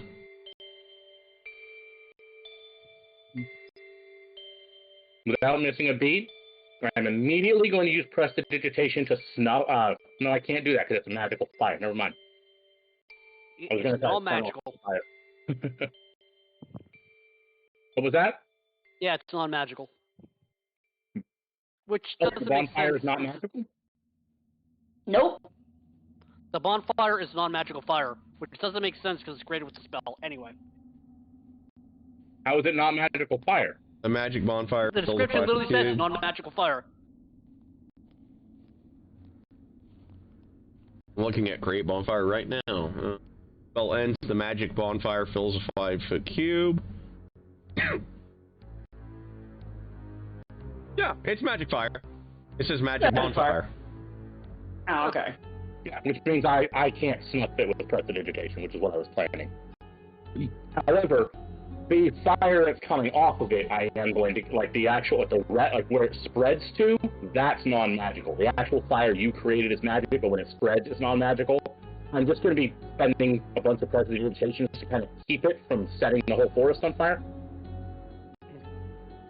I just dropped my concentration in the spell so it goes out. Yep, and then the normal fire he puts out with Prestidigitation. Yep. So I'll poke around the remains. Sure it's dead. Okay. You poke around. This thing is quite dead. You see what you're pretty sure are brains leaking out from this thing's mouth. Ugh. I And look at the party and look down the remains and goes, interesting counterpoint. It spoke common.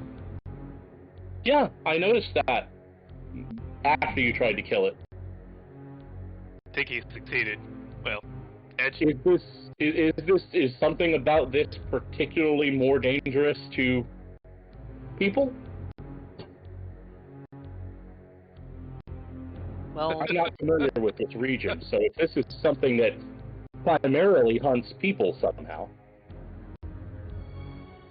I bend down and look at the brain, and then look up. Possibly, since most, if not all vegetation don't have a nervous system, it might have been people. Do you think this is a transformed person? Can I roll a medicine check to find out? Sure. See how I'll good use your Jack of all anatomy trades, is. and I'll be happy to give him assistance on that, so we can get advantage. Go for it. That'll give you a second roll. Yep. So roll again. We'll go with a 13. Well, you hit investigation. Medicine. Oh, whoops. That explain. We'll still go with the first one. Okay. Right. You, because of some of your studies that were a little, let's say, more controversial, or shall I say Dave's studies were a little bit more controversial, from the alchemists that you were part of once upon a time, before you were kicked out. You definitely are starting to recognize what is clearly parts of a human's nervous system inside this thing. The brain is definitely wrong, though. Like, it's the wrong color, it has the wrong smell, and of course, there's this obvious purple fucking goo that you're just not sure where the hell that came from.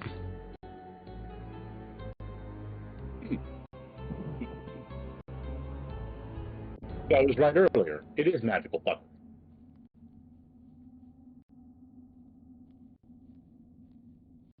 Put it out of good. But I guess I guess that brings up another question. If this used to be a person, did we just commit murder? I mean, technically for me it was self-defense, but I mean, were you trying to commit murder? No. It's not. I mean, I saw it ate a rabbit thing, but, like, animals eat rabbits too. I mean, was this thing actually going to hurt anybody if we hadn't tried to set it on fire? If it used to be a person, it has human. If it has human intelligence, it could reason to set out a plan to increase its growth and spread. It was large enough to devour a small child. Yes, it was going to become dangerous. I'm large enough to devour a small child. It would take me a while, but that doesn't mean that I will. I'm mostly just questioning. We kind of seem to have jumped to a conclusion that this thing was evil in some way without trying to find out. When all of you admit you don't even know what it was. We know it now. It's dead. Moving along. Right, but there are most likely going to be other things like this, and I'm just thinking maybe we should assume a policy of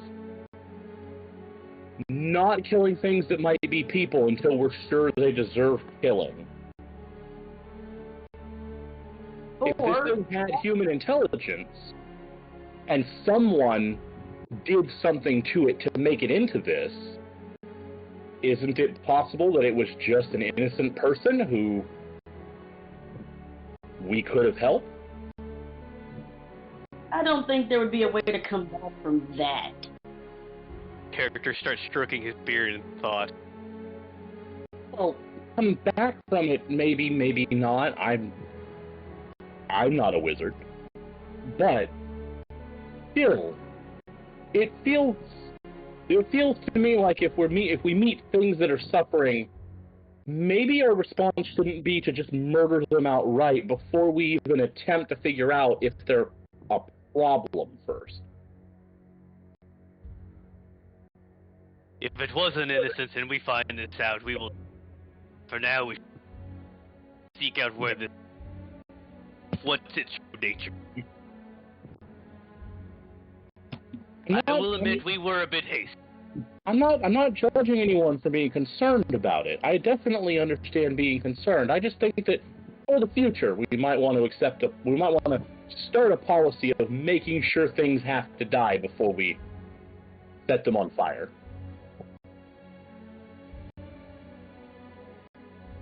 Like, if we see them do something that needs to be dealt with, that's one thing, but this ate a creature in nature. Leaf gets up and wipes off the goo off his hands since he was, well, doing that. And it says, this whole place has been screaming at me in pain. I had to end it somewhat. If the place was screaming, was it that? Because that thing could talk.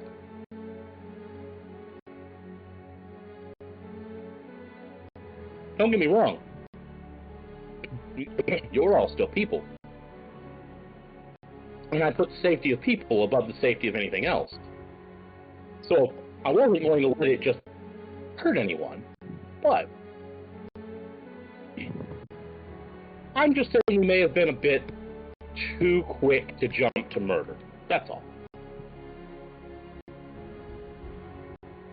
Any obvious sides to track down came from? Roles we could make here? So, as far as you can tell, roll me investigate check then, so if you want to. One of you. If no one else will, I will, but I'm not rolling that anymore, screw you. Investigate is absolutely not my forte. I have a negative. I'll give it a shot. I have a +3, but And no, Okay. I find nothing. You guys are enough unhinged, is the best way to phrase it, because this thing talked at you, and Shale kind of it kind of makes sense, the things that Shale was saying, where this thing was clearly a person. Because, you know, the alchemist kind of backs that up pretty easily. And while you guys are talking about how, well, clearly this thing needed to die because it was suffering, you know, on the other side of it, it didn't tell you to kill it. And that kind of sinks in a little bit as you're looking around for clues as to where this thing came from. The least mind was the dissection worked. We found out what it was. Yeah, and that's kind of how Leaf is, you know, trying to do this very clinically. Like you're compartmentalizing this in a very clinical way, the way you used to try to autopsy corpses, to do anatomy studies and stuff. But it's all kind of in the back of your heads. And this whole damn thing is just so bizarre. And Edge isn't really from here, so it's not really like an area he's familiar with. It's not the woods he knows. And even though he's kind of spent time in this area before, he's not really lived down here for an extended period. And you just really don't come up with anything other than you're pretty sure that the roots suggest that this poor bastard has been down here for at least a year.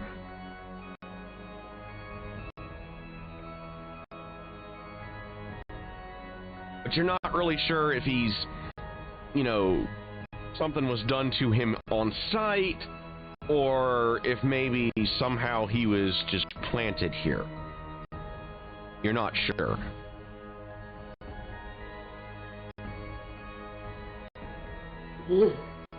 And it does.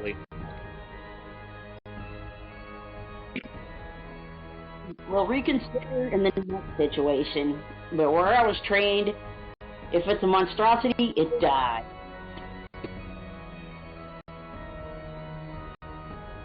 What time of day is it? Early in the day or? Where I was trained, where I'm from, we don't usually take missions from undead, horrific night monsters.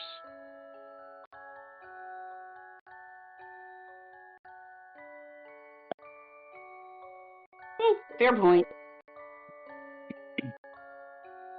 It's about 2:30 in the afternoon. You guys have been on the road for a little while. And you're trudging through the woods to find this thing. Took a little bit of time.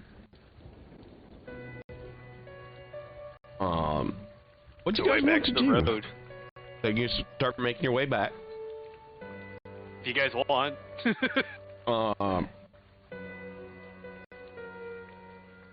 Is that what you guys want to do? Yep, continue to follow the trail. Yep. Okay. Give me another survival check, somebody. I'll do it. I will throw you a bardic inspiration after we see your roll if you might need it. I think you're good. I think it's good. So you kind of take the amulet for a little bit, and it's starting to come back to you, like you're passing through parts of the forest that you kind of recognize from when you were here, what was it, probably like 5 years ago. And you're starting to kind of recognize little bits and pieces of the forest, but I mean, there's normal overgrowth, and even in a tropical area, there's a lot of rampant overgrowth that can change the layout of the woods quite a bit.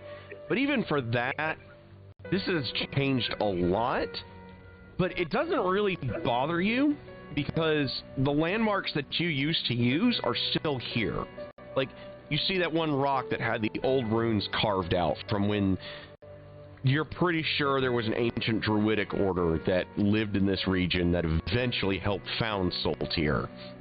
You see a tree that is especially gnarled, old, and cranky, so to speak, where it reminds you of the old magus that used to run the wizard sanctum. It's that gnarled and wrinkly, and it just seems defiant of all of the changes of everything around it, almost daring whatever force has been at work to try.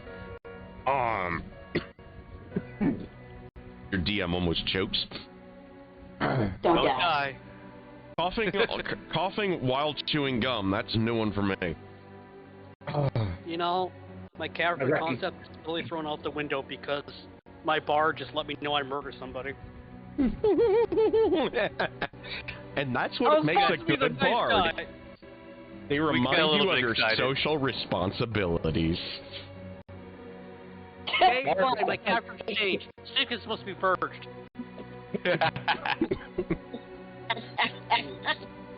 Sorry, just kind of where his head went. So, you kind of recognize places. You're recognizing those old landmarks. And every once in a while when you take out the amulet and it glows a little bit, and it's definitely taking you on a generally northwesterly path. You do see that the road is a little bit off to your right now. And guys, I need to actually look at some. There's 11. Oh, you will definitely hear that. So, up ahead, Edge. I'm not even going to try to roll against that. You see or hear a little combination of hear, smell, and sight. Where little glimpses of the trees on the road, you see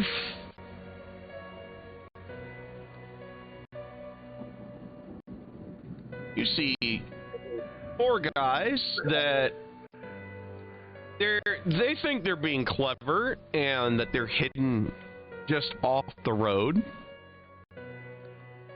Just kind of waiting for a caravan. These guys are clearly just waiting in ambush. They got crossbows, scimitars. They're lightly armored enough. And you know a bandit when you see them. There's about 4 of them sitting out there.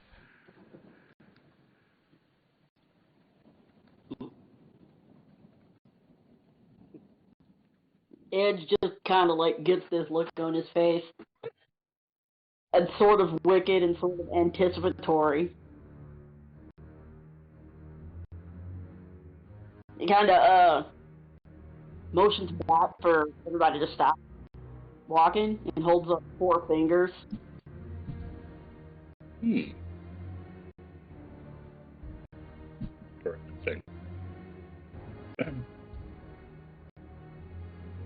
Ahead? Nods. Like, yep, we've got bandits. These guys, I have no problem getting rid of. This is the main thing there. Well, then, what do you say we give them a bit of a distraction? And he'll start heading up to spring the trap. Okay. Back with both. So Shale is going out into the road, I guess, to make it convincing that he's coming up. Absolutely. Okay, give me a stealth check just so that you're see how quiet you are making your way through the woods back to the road. I'm not trying to be quiet. I'm trying to make sure that attention is on. Oh yeah, I know what you're trying to do, but you're also trying to, convincingly spring the trap rather than be a dude just popping out of the woods. That's Would that not be more suspicious at all in stealth or these deception? parts. Yeah, I give me can a use deception. stealth. Give me a deception. Okay. Yeah, give me a deception. See if you can sell it. Alrighty, 1 second here. Well, I'm gonna... Yeah, no, I can't really do anything about that, sadly. Oh well. Okay. So you just kind of like... Just to make sure, though, I do want to ask. They're all very, very close to the road, is that right? Yes. How wide's the road here? The road at this point is about 15 feet wide. It is still a very well-maintained road. Look it up. Then I'm going to step out onto the road, and I'm just going to try to pick out where they are at the moment while I am heading up into the trap. Okay. Give me a perception roll right quick. Can do. Hopefully that'll be a little bit better. That's a little better, yeah. I'd say so. Because of where Edge, kind of pointed them out, and now that you know that they're coming, and you've seen brigands before, and you've dealt with them before. There's a few now and then that, especially like when you're in the middle of like after a fight, you've had a couple try their hands at you. And, because, hey, he can't be that tough. That shit's staged and fake, right? And then you kick their ass. And this is basically just a leisurely walk, singing to myself loudly, basically making a nuisance of myself. And you see these guys, and, there's two on each side of the road. And they're staggered in such a way that whenever somebody comes through their middle, they can easily cut them off from the front to the back. And it's not a terrible trap, all things considered. And it's kind of obvious why that they're out here during the day instead of doing this late at night, because, vampires, they're a thing. Yeah. And these guys look like, they've had some better days. Like, their armor's a little too messed up. They're a little light in the quivers of their crossbow bolts. There's a couple little bruises here and there on them. They've definitely had a rougher go of it as of late. And as you make your way out, and you spring the trap, they come out.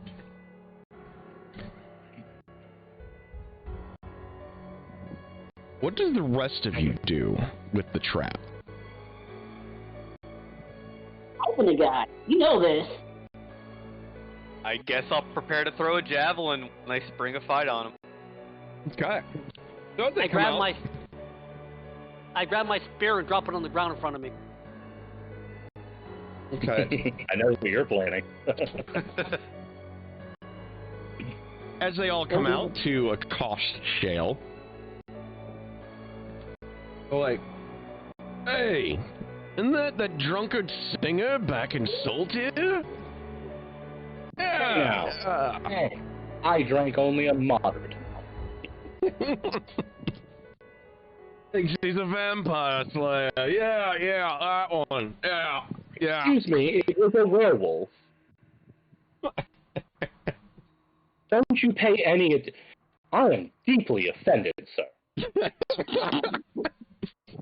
Roll me initiatives.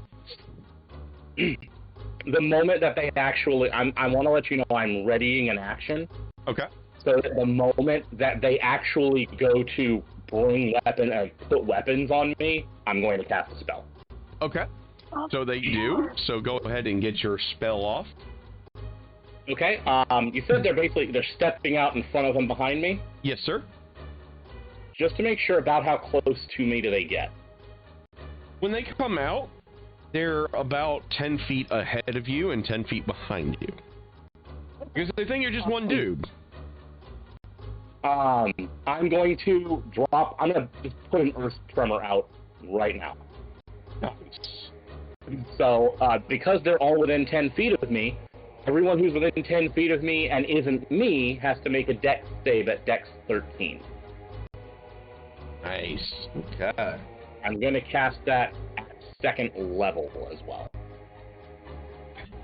Hey, you're using the spell you told me to grab from my other character. Right, so I owe you 4 dex save.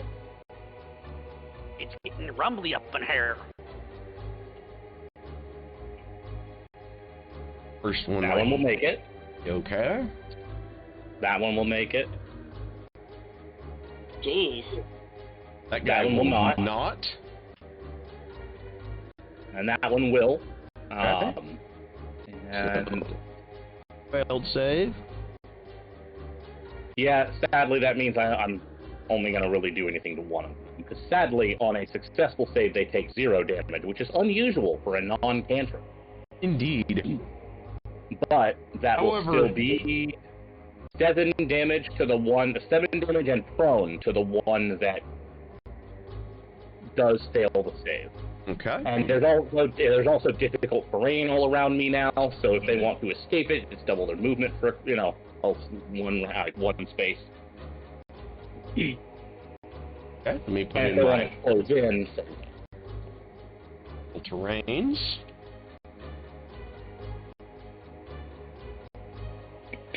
So,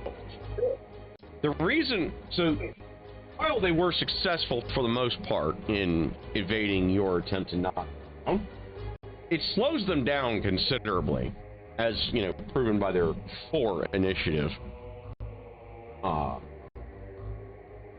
even though you didn't quite get the effect you wanted, you definitely slowed them down from their offensive stance. So the initiative is, it appears to be Hannibal, Edge, Eve. No, wait, my bad. The Shale, Hannibal, Edge, and the poor bandits. There we go. So Leaf, you are so it is now Shale's turn. What do you do with it? Well, that was less effective than I wanted it to be. I do need to know the one that's on the floor. How is he looking? He looks pretty fucking beat up. He's like just at the edge of your peripheral vision to your left-hand side. Okay. Since that was significantly less effective than I intended it to be, well, it's time to get a little louder. And the other two, because that one I believe was probably one of the ones behind me, I assume. Yes, sir. The two in front of me, I'm going to drop a shatter directly between them. Oh, shit! Nice. And it's literally, because this is a vocal, somatic, and material component spell, it is the sound of the blade leaving the sheath that just explodes through the air into them. So Nice. that ringing sound just reverberates and reverberates until it hits them. That's a con 13. Okay. M-or-I. 1 plus 1. Okay, so they both made it, but they're still taking damage from it. Yes, they're both still going to eat some fucking damage out of this. So they're going to eat. See? Use coin toss. No, that's our money.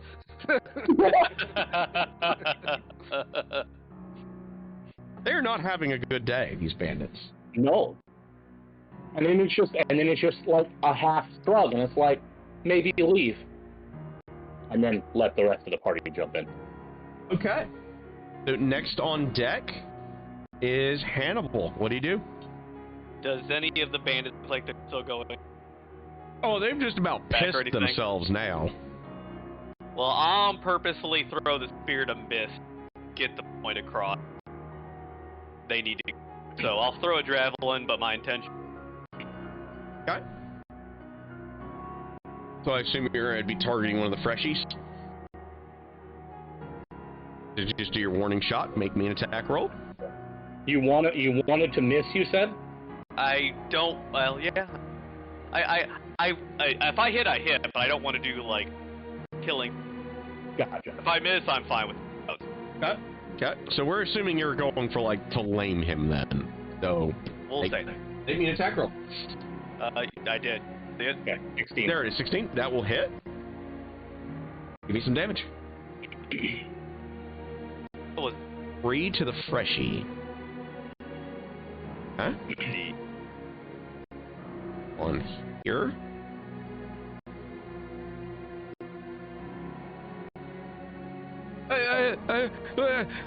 We didn't mean no trouble. I really think that was... Two of them have quite literally pissed themselves. The guy chased knocked prone is actually shit himself now. Well, I don't have to cast Ray of Sickness. It's already doing it for me. Edge is on deck. So I take it you mean no trouble, right? Just so it's clear, I don't have any particular compunctions against killing these guys. He was showing off.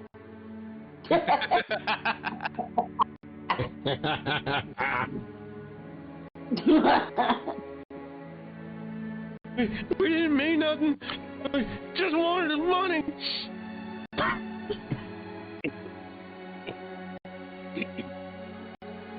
We'll be good. We promise. By all means, Edge, do as you will. Well, I suppose in this case, we're gonna take your money. Okay. So, they kind of, surrender. Understandably so. They, had some serious mojo dropped on them within, the span of 12 seconds. And they're kind of confused. As, it's been rough. It clearly hasn't been any better for them after today.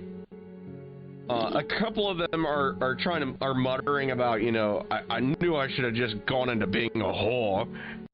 I'm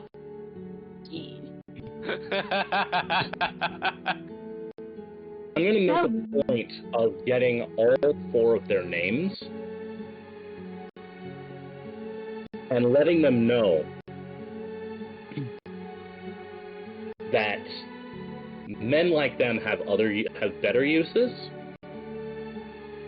and if I find them back in Saltier in, say, a week, maybe they can find some gainful employment with me.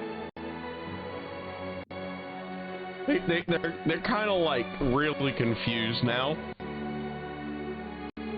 These guys aren't rocket science, but they understand that they've just, had a brush with fucking death.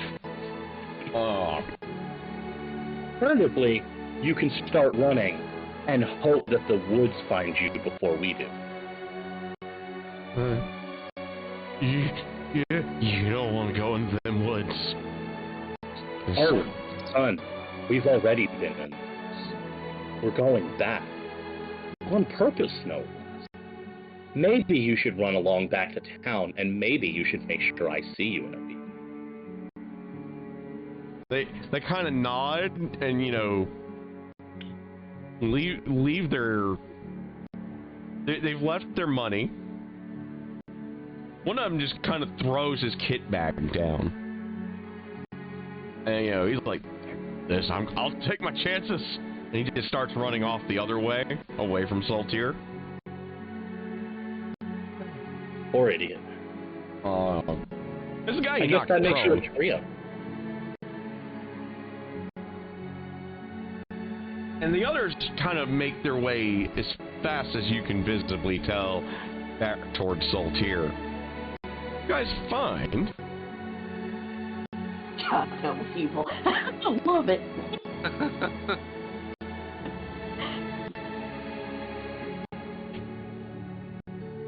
You guys find 18 silver.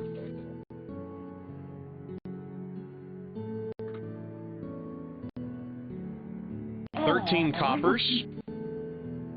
Do you want me to keep track of this, or do you want to do it, Lynn? Yeah, I don't have my book on me. And Okay, 2 give me gold. just a second. Give me 1 sec. I'm gonna have you give me that here in a second. Okay. That's more pie. Yeah, I started cleaning all my stuff in disarray. You said it was 17 silver. Right? 18 silver. Oh, 18 silver, okay. 13 copper. 13 copper. And 2 gold. 2 gold, thank you. And of course, you find little things like a whittling knife, couple more days of trail rations, They look a little stale, but they're serviceable. You also find a note and a map.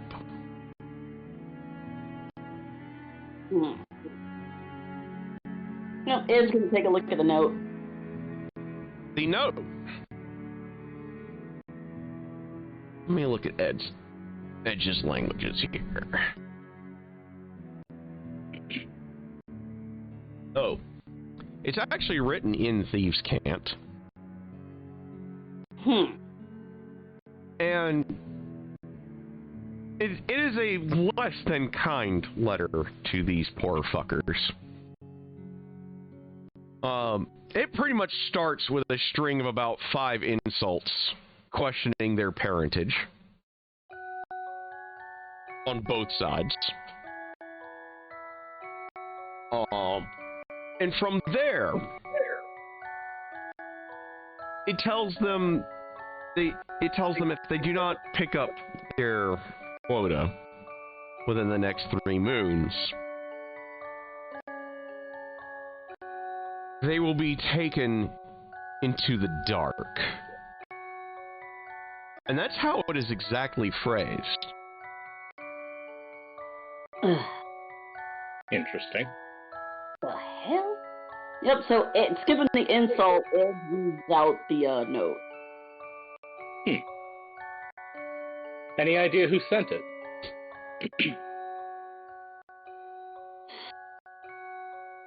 Rogues Guild, or some bastard subset. Don't recognize the writing. So these people were actually part of an organization. That's what it looks like. Interesting. Yep, so picks up the map and gives it a look. Okay. In this map, you see a much cruder version of the map that you were handed of the region. Whereas yours I will show you guys later, has like local villages and stuff detailed on it. This one is one you're pretty sure, geographically speaking, it's nowhere near as accurate. 2, you definitely notice that there are some villages missing off of their version of the map. And 3, you do notice that, like, caravan routes and times are written on the note. But you also notice, heading northeast from here, it's the way back into their encampment. Wait.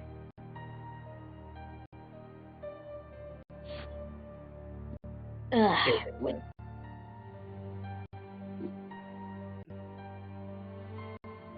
have to wonder if our missing lady got a note and got a whiff of this and went that way. Well, they did say she was on a patrol of some sort, right? This does seem like the kind of thing she would investigate then. True? True. Though I imagine, guessing that she is similar to our current patron. I don't imagine they would have much problem with normal bandits unless there's a lot more going on. Well, I don't know what being sent to the dark means, but that's a pretty big insinuation that there's more than bandits. Well, maybe, but I mean, it could just be a flair for the theatrical. Certainly, that's a lot more evocative and creates more terror than "I'm gonna knife you in your sleep." But you could be right. There could be more going on here, definitely. Well, we have way more. Most rogues tend to be short, being sweet and to the point. They're gonna knife you. They're gonna say they're gonna knife you. Well, let's just say I may have had a few run-ins back in the day. Theatrics does have its place. And then you just sort of get gestures around to the mess we've left of the road.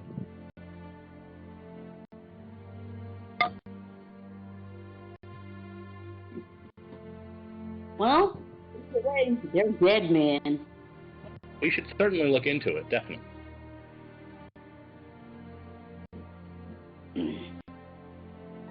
Character nods down. Might as well gather up the use from the frickin' kit and continue.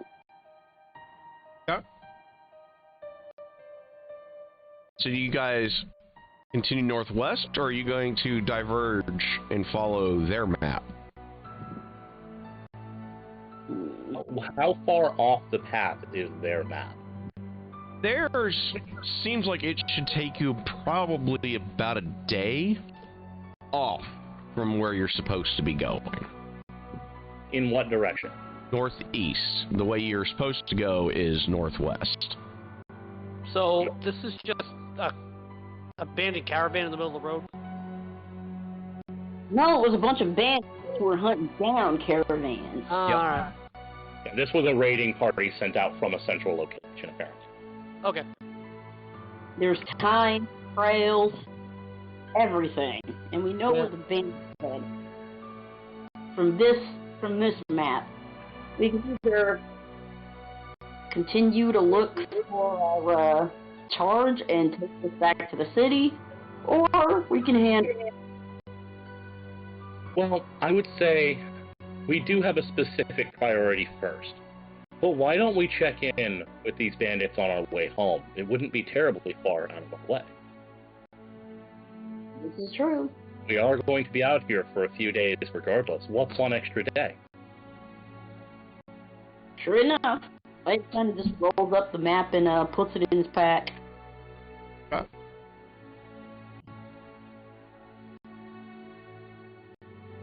So you guys resume your journey towards the northwest. That is definitely the best way to go for now. Huh? Yep. The So bandits will most likely still be there a day and a half later. Oh, most likely. Unless something really bad happens.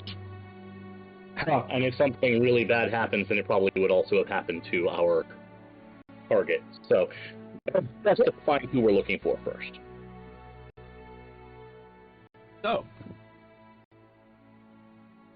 as you guys make your way back,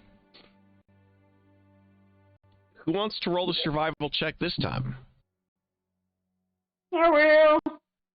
Okay. She will. I'm going to give you a, I'm going to go ahead and I'm going to give Edlin a bardic inspiration on that. You get an extra d6 if you want it. You don't have to use it on this roll, but you do have to use it on something within the next 10 minutes. I'll just use it on this.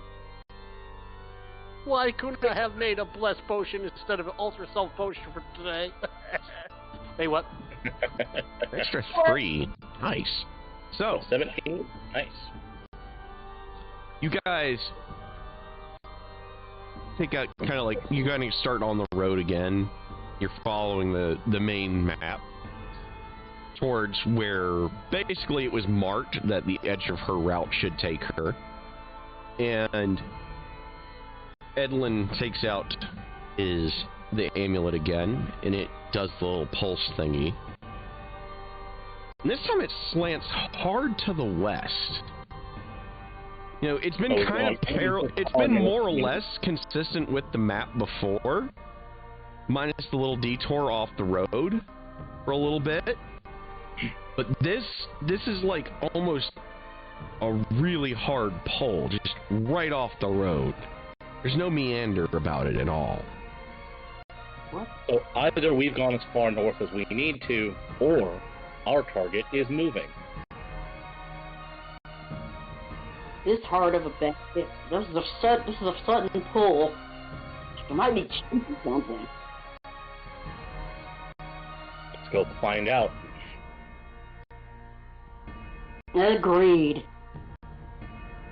Marching right with you. Okay. You guys come back into the woods. And you see these woods are getting considerably more swampish.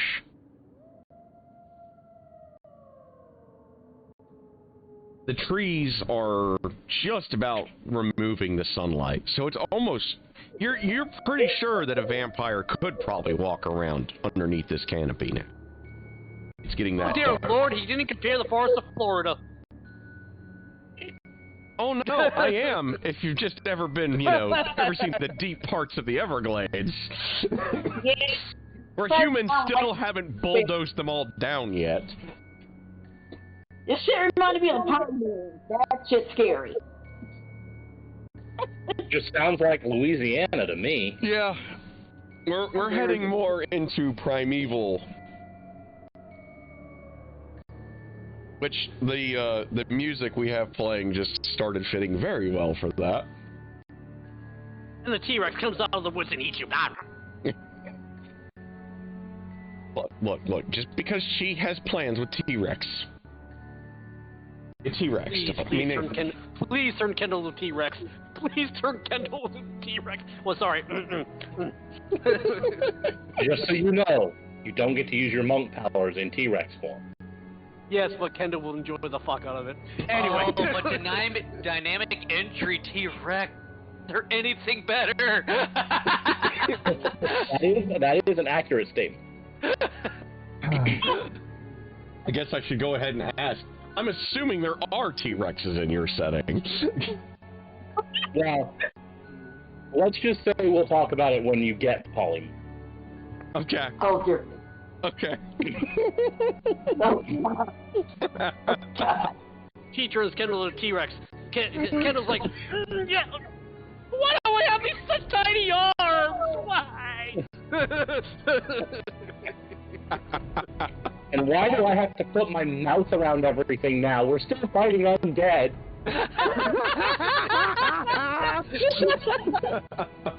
Oh God, that's so funny. Carry me back. This is not how I imagined it to work.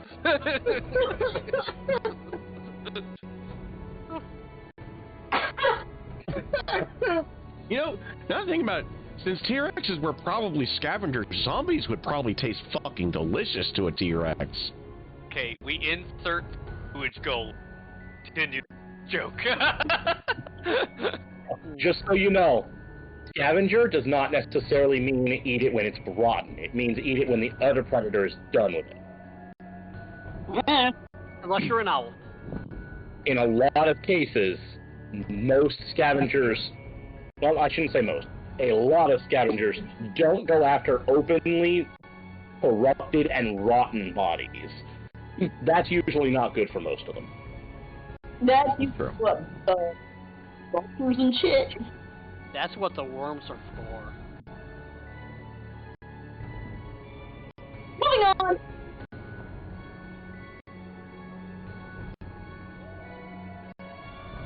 Okay, yeah, it'll be tomorrow. I bet they show up tomorrow. Okay. So. Yeah, Louisiana's a better descriptor for where you guys are heading now. And, which is kind of odd given it's a fairly dramatic change. And the air smells different here. It's definitely swampy. You've got that passive sweet decay in the air. There's something more foul that you can't quite put your finger on. And you... Just going to mumble the cloth that I'm wearing over my face now. It's gonna strap, I'm just gonna, press a cloth to my face and then continually make that smell better. Nice. And as you actually do that, where every now and then you hear whispers.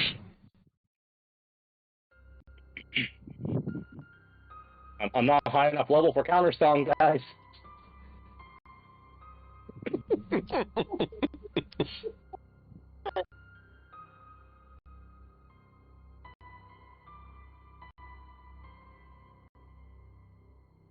And bubbles in the water off the path. Because there are still paths, even though you're off the road. There are still paths through that. Where people come in, they fish, whatever, they hunt. Or game animals would hunt. You roll me a perception check, Shale. Okie dokie. As you're hearing the whispers. Nope, I am far too distracted by just not being used to this particular kind of foul smell near. You don't see it. Is it higher than my passive? It is not. Edge, actually.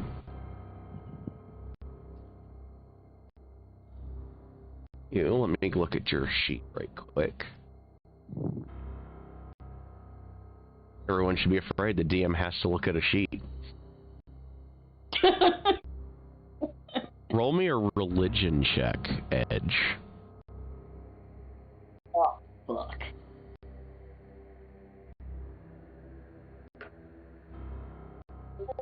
I know nothing relevant. So, Baby. you swear that there is a pattern forming in the swamp bubbles following in Shale's wake,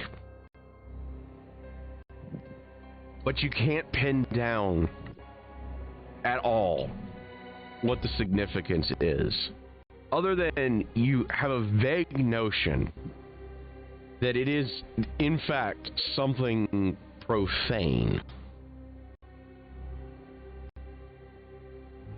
And the bubbles just seem to be making this strange, concentric swirl. And then when they pop, it starts all over again. That is not good. We're in the bog of eternal stench. Watch out for Ludo. Is anything here good? I don't think so. I think I don't recognize the pattern, but I have a bad feeling about this. There's a pattern? There's a pattern in the water.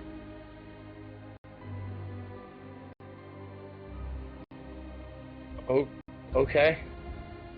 Point it out to me.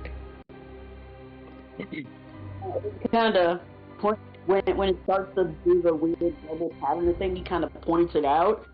His instincts are kind of do not mimic the pattern himself. Lee walks over to the water, looks down, and goes, "Let me have a look." And I activate my detect magic furball magic ability. Okay. So you activate your detect magic. Actually, I need to look specifically at your ability because it might be slightly different than the spell, and I would not know. So I need to look. Like a smart person. I believe it is, in fact, casting the detect magic or the disguise self spell. Is literally just those spells. Yep. Okay. I can actually use it once per day. It's my race, but it's also added to my spell list. Nice. Smart. Very nice. So, you activate your detect magic. It's not the bubbles themselves. It's something underneath the surface of the water. And it's clearly following you because you can see the faint aura of this. Whatever's making the pattern. You could actually see the pattern being created. And What type of magic is it? This, it appears to be an attempt at conjuration of some sort.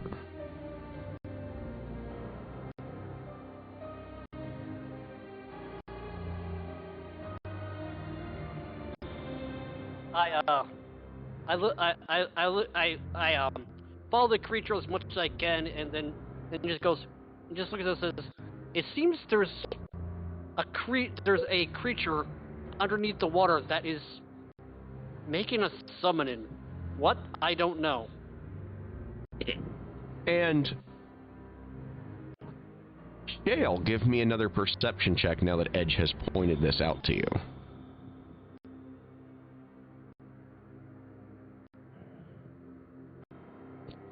You notice that this concentric swirl,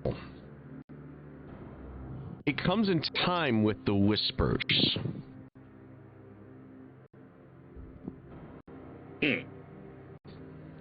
But nobody else seems to hear the whispers. Just you.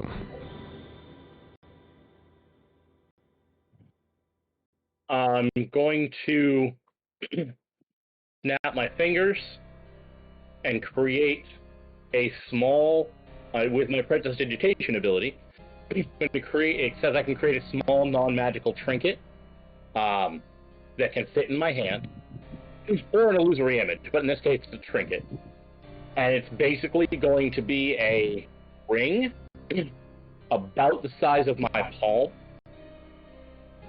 and I'm just going to toss it into the water, let it sink, and then use another prestidigitation to create a shower of sparks above the water, see if I can startle whatever this creature is. Okay. Yeah. So, when you're pretty sure this meets, the ring makes it all the way down to the bottom, then you create The your... ring only lasts for a few seconds. It's just intended to sink, maybe touch it, or distract it, or startle it, and then the shower of sparks. Okay. That's basically the whole thing. You can't harm it in any way. It's completely harmless, but it might. But if it's an animal, it could startle it. The whispers... He's not actually. He is not actually aware of what exactly is going on, so he's just kind of finding something. So, the whispers, they pause for a moment. Fascinating magic tribute. It has been given and accepted, is what you hear in about 1,000 whispered voices inside your head. That's odd. What? Did you find out what it is? No, but we should probably keep moving before. Let's just keep moving. Oh, all right. So Edge goes on ahead, goes up ahead. I'm going to keep my eyes roughly on that spot, but I'm going to continue my movement.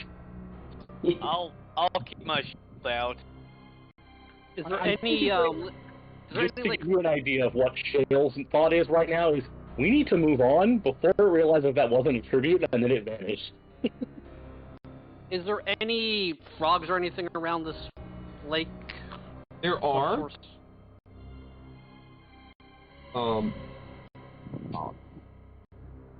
One of the frogs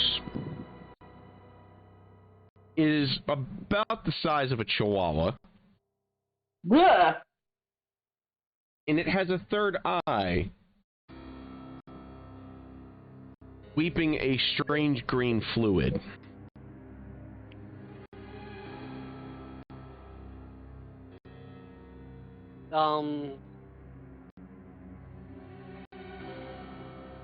Is that high enough animal handling to do anything constructive? What are you attempting to do? I want to ask for it to come here and if it wants to go for a swim. Asshole. Damn. It tilts its head at you. And instead of making its way into the water, come over to you, it takes the long way around the other side of this swampy pond, for a lack of a better word, that you guys have found yourself at, or lake. We'll go lake.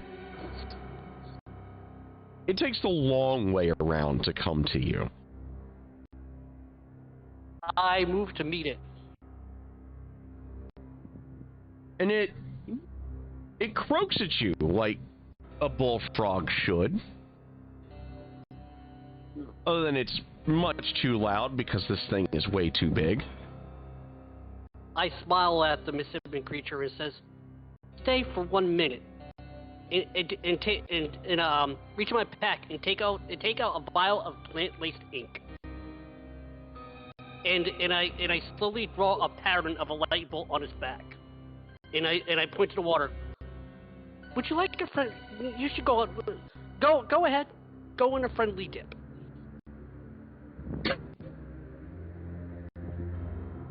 So, it reluctantly. You technically have an advantage on charisma checks against these things because You of that do power. need to make me one. So make me your charisma check with ADV. Oh, charisma check. You're probably persuasion in this case, I assume. Yeah. Persuasion, yeah. Well, not handling, but okay, persuasion. With irons. Well, I'm rolling that again. You definitely need to. It kind of looks at you, and it almost looks like it's getting ready to jump into the water. And instead, it jumps into your backpack.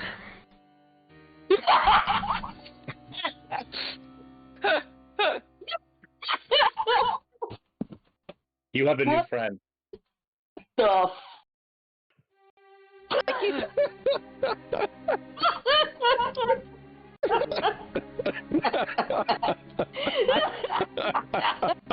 Nice. I keep my new friend, even though Sybil and Lily pops out of the backpack, looking at me like, "What the fuck, man?"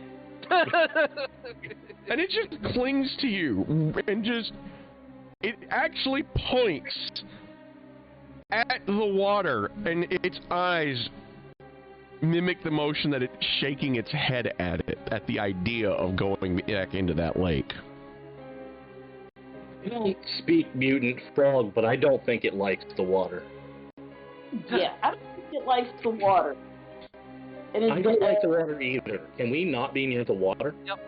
Lee smiles at the frog and opens up the backpack. Don't worry, friend. We'll still find use for you. And moves on. And it just makes that disturbingly loud croak at you in acknowledgement. Let me send a private message to my DM. What I did. Oh, that's a chunky boy indeed.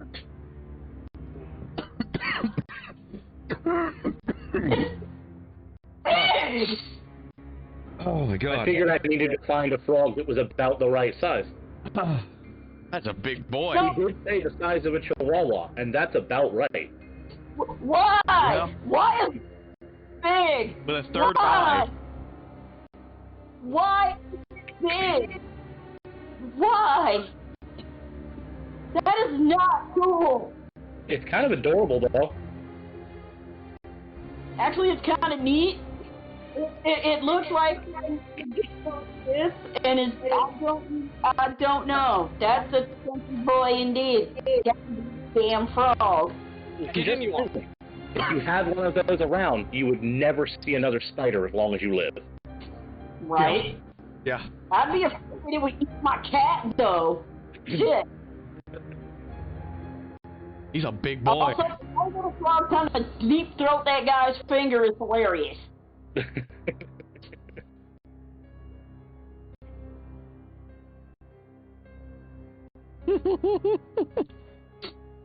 That's so hilarious.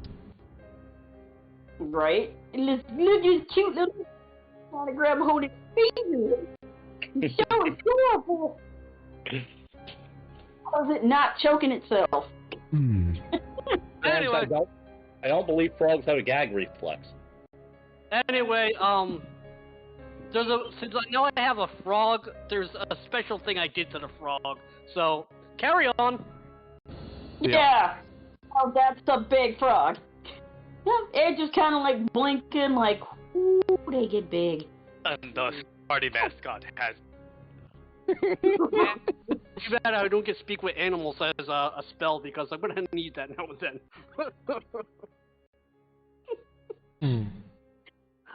I'm gonna laugh when he takes up levels in Druid just so he can talk to animals. Right. Are you kidding me? He's an artificer. Why wouldn't he just build himself a magic item that can do it? Yeah. Exactly. It's true. I don't think that's in the limitations of the tinkering. No, it's within your infuse item ability. Right. You can absolutely create things that can mimic spells. Yep. You have them. It's called Spell Rat Tattoo.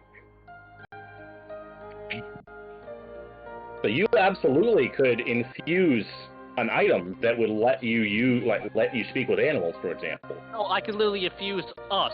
I have Spell Rat Tattoo cantrip is first level. Right, that I is can a make magic anybody- item, though. That's a magic item. That's exactly what I'm talking about. Yeah. That's why I wrote a tattoo on a frog. There's a certain thing that the frog's something now. So, Let's move on with my Blinky. Let's go.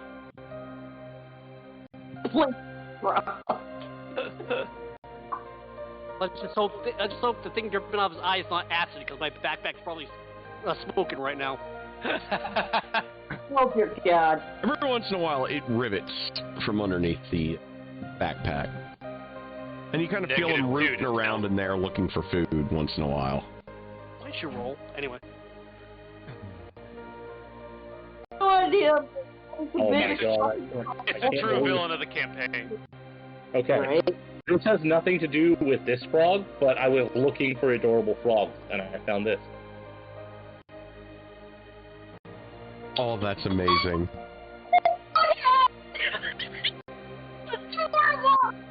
My god, that is amazing. I just couldn't help but share that because that is adorable. It is adorable. Anyway, now my human eye is whatever the fuck you pronounce it. Is not in my backpack because it just got kicked out by a frog.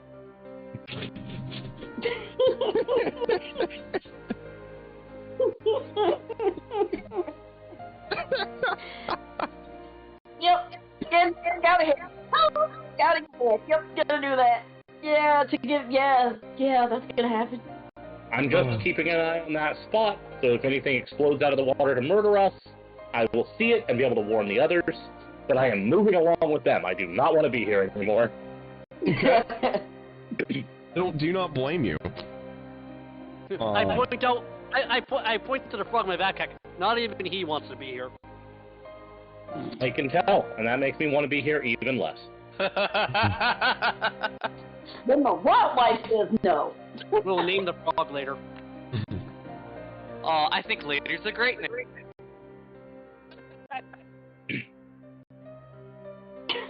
Glenn, we'll get him a tiny sword. I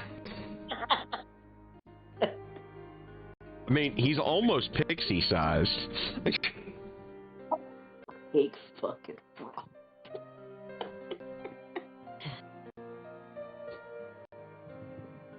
Yeah, Oh my god. He's a chunky boy. We're gonna be stuck with Glenn the Frog.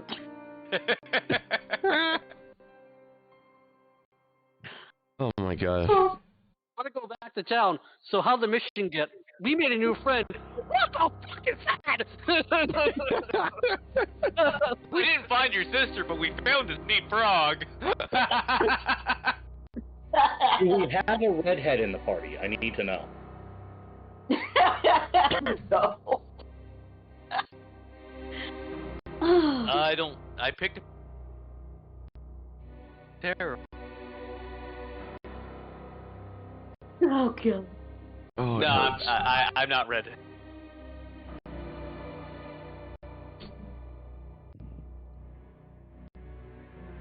So, you guys continue to make your way through the swamp. And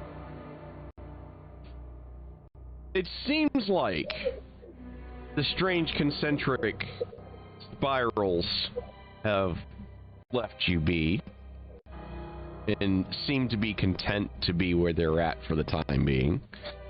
And every once in a while, you do see them going in the exact opposite direction that they used to be moving in. My detective magic is up for 10 minutes. Yeah. And you still see the aura, and then when you get your 30 feet away, you obviously lose it. But it's like something, whatever's making the pattern with the magic is content to do it in the opposite direction that it was doing it before. You also see, as you're coming up, because you have your detect magic on, there's a lot of animals that have serious magic residue on them, like in the trees, in the water. Some of the plants look like they've been twisted by magic. And it's almost a kaleidoscope of magic. There's so much of it going on, or has gone on here. Mass skill alteration magic.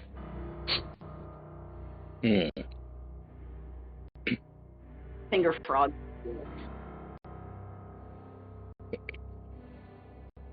Well, that's either.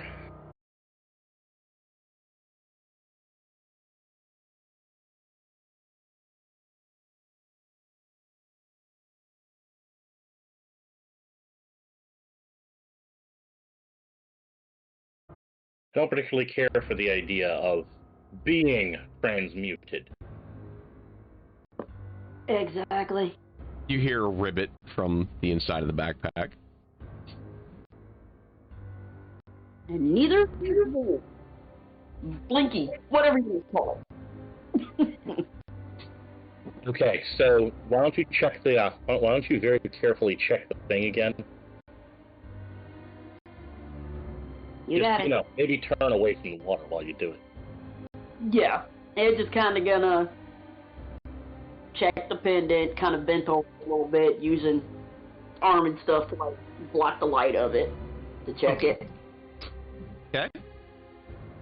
It's still taking you to the west, for sure. The part that's a little disconcerting about that is, as you look ahead, you're running out of dry land. You're able to kind of now see a little bit through, in a little up ahead through the tree cover, that you're definitely going to run out of dry land at some point with where this thing is taking you.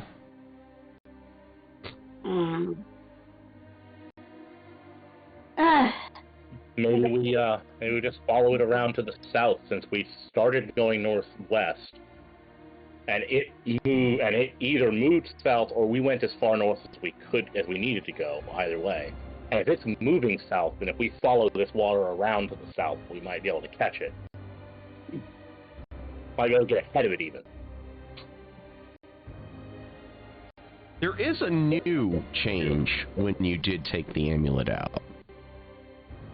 It pulsed briefly like a heart.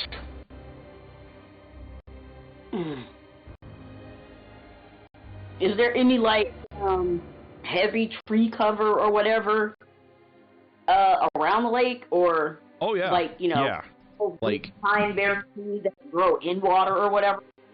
The trees here have grown so impossibly large that they actually, their branches intertwine over the entirety of the lake. How high is The tree cover is about 25 feet above you at its lowest point. But you could make your way up there. You said that the tree cover here was actually thick enough that we can't see daylight? Yeah. Okay. How far does that extend over the water? So... Or is it like the water is like there are tree roots that stick up, but this is like they're rooted way down deep or something? There's... out towards what you're presuming is the center of this water, you can definitely see a little bit of light finally peeking through. But for the most part, it's almost as dark as where you're standing right now. Gotcha. So basically, like, the closer to the middle you get, the thinner it's going to be. And the middle seems to be about the point where you would be able to say that it's a reasonable amount of daylight peeking through. And there is a root system, which you guys are actually partly walking on now, that extends a good bit into the lake.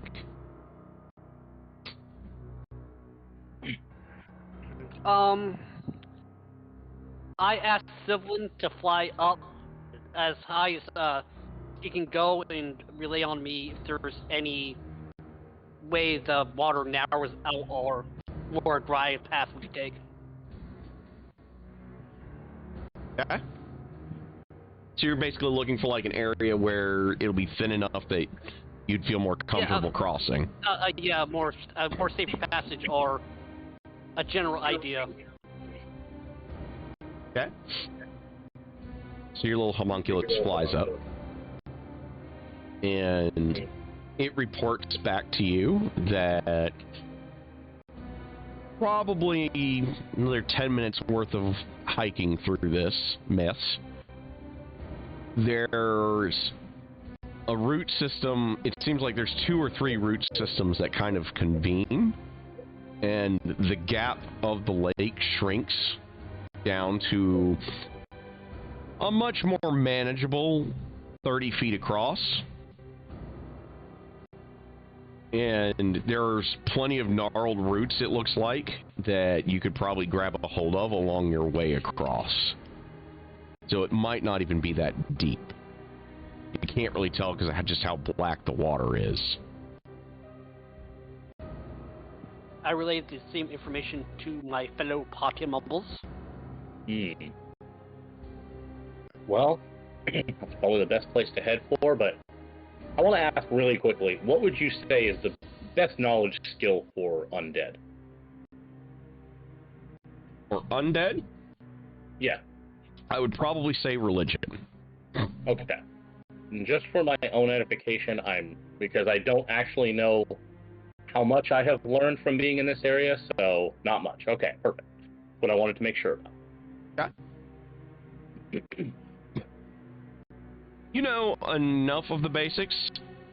You've been, like I said, you've been here almost a month in the region, and you've picked up, about the Night Haunters. They don't seem to operate in a way that the vampires that you're familiar with stories out of Corinth talking about them. They're similar, but they don't the same way.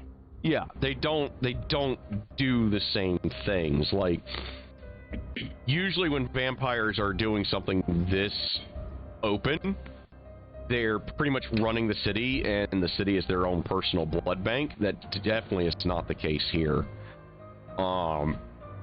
It also, they seem to almost be more of a religious order, where they venerate Nyx. And they're it's a lot more, when they do take a life, it's more of a necessity than anything out of want. Okay.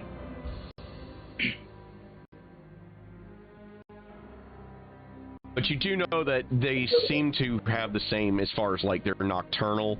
They definitely hold that still. Nocturnal, don't like sunlight, don't like running water. Yeah. You've definitely seen that they've been... every time you've seen them, it's always been at night. Their attendants are really mindful of, like, the holy symbols and stuff. When you guys were taken care of at the crypts, it was, you weren't, like, thrown into a running river or anything for your baptism. You were, like, anointed. Right. That sort of thing. Yeah. And the water here is definitely stagnant. Like, it's... You would definitely not categorize this as what you would consider running water. Yeah, no, definitely not. Not in a swamp. A swamp pond is definitely not running water. They're very stagnant pools. Yeah. Even when it's this large of a body, it's just not. It's not the same. Well, it's not like it gets a lot of wind either with all this tree cover. Exactly. Well,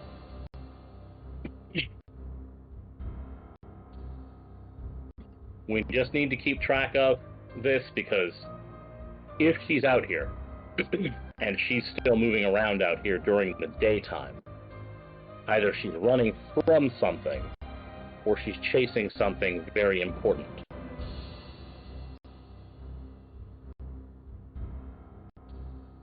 Because tree cover or not, if I was going to be set on fire if I walked out in daylight, I wouldn't trust that we won't get a really stiff breeze.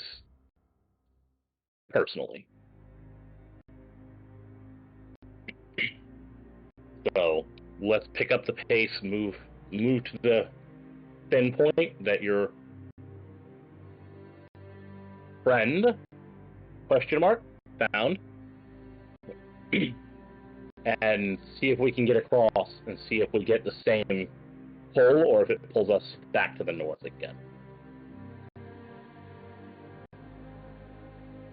Yep. So it's just again. I'll be right back. Get some water. That frog is adorable. I know, right? Like, what the I fuck found did a they? bunch of adorable frogs. You know, guys, I was thinking maybe I'll have like a pet dog or a pet wolf, but nope. I get a mutated three-eye frog. Quite. Yep. Fuck you, Aaron. What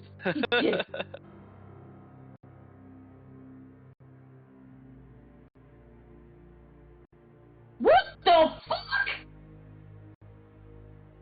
He's enjoying the pets. It's just.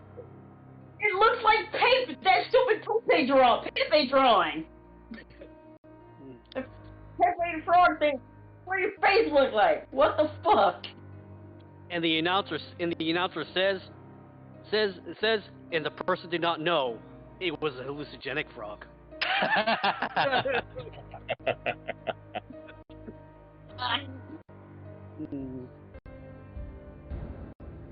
All hail the Hypnotoad. Why are there so many cute frogs? Oh, here's a little froggy doing that freaking kitty cat thing where they do the boat thing with their little paws. Okay, that's adorable. Yeah. Oh my god, that's a big fucking frog. Oh my god, it's so tiny.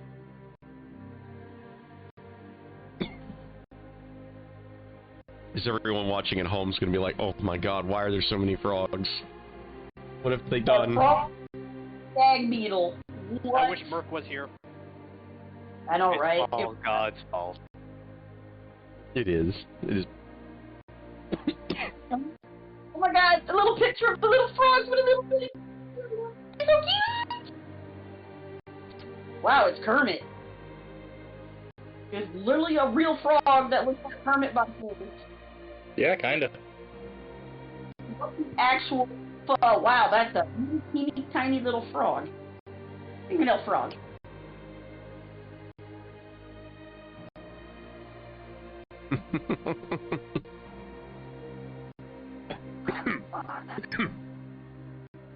I guess I'm running out of lungs. It takes a while to get it all out. I'm running out of oxygen. I understand. We can call if you want. I think we're going to have to, just in case, because damn. I don't want to have a Yeah. 10-minute coughing fit on camera. You know, if this is a good enough stopping. Because you guys are about to cross. So that is where we're going to put you guys at. Stop dying. I know, right? I'm doing my best to not die, and I am succeeding in not dying. However, I am not succeeding at recovering. Yeah, that seems to be the challenge right now. Got a crowd front chase and air tag. Well, it's apparently what they call long COVID. That long period afterwards where apparently the particular type I had just fucked my lungs.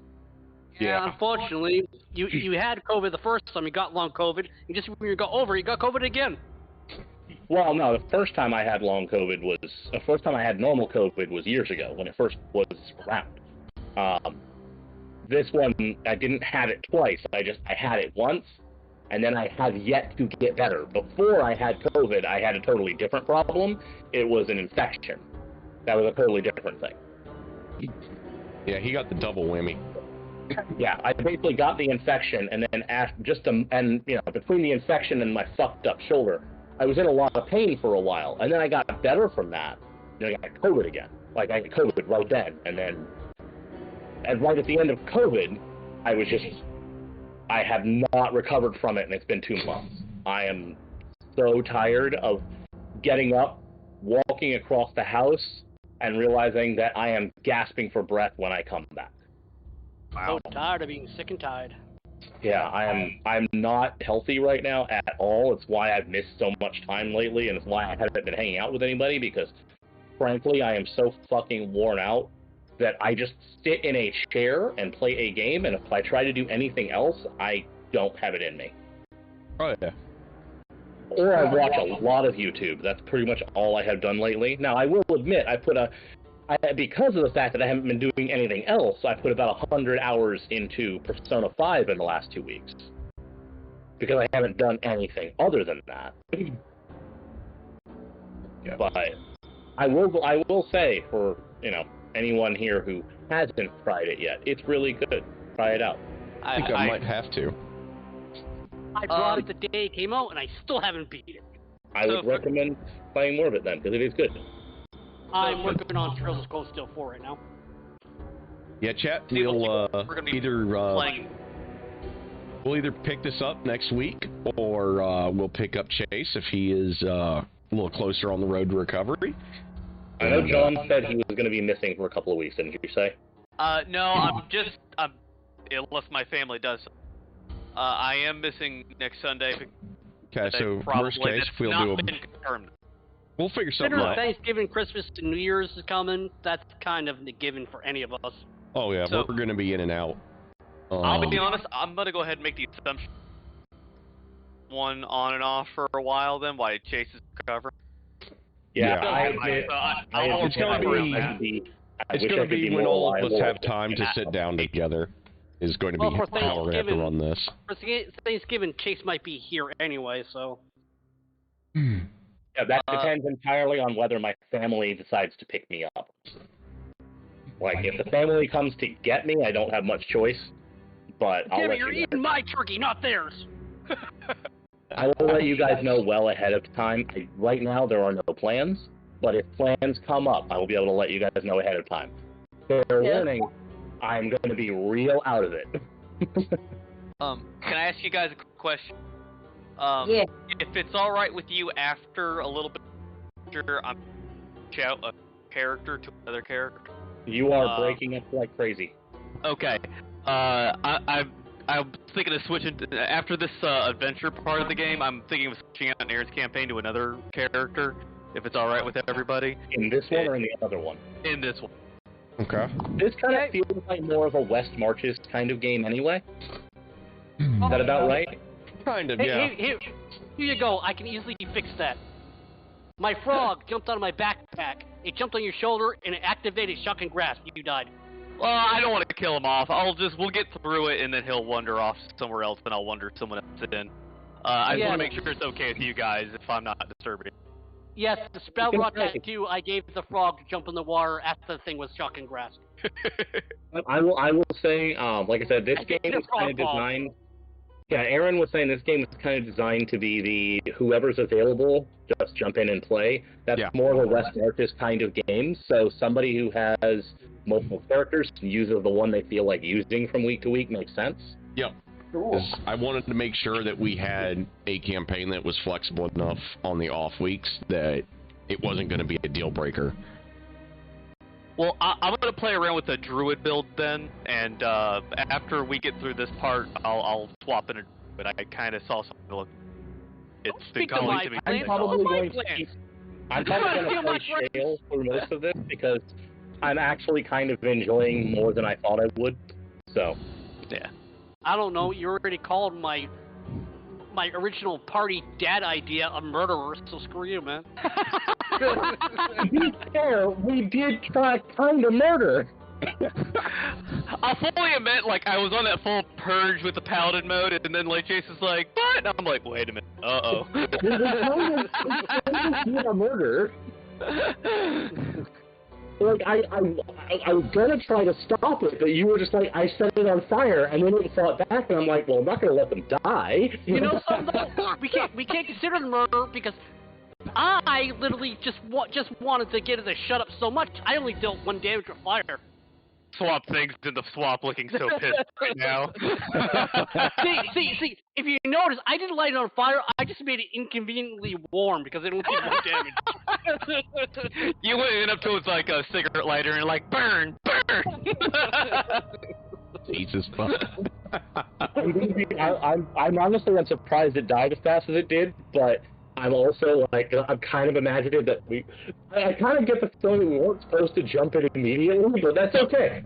Like I said, this stuff happens. I'm not mad at anybody or anything. I just, in character, from my character's perspective, and I should point out, I picked chaotic neutral as my alignment, not because I want to be random, but because he's not an especially good or bad person, and he's really out for mostly his own fame.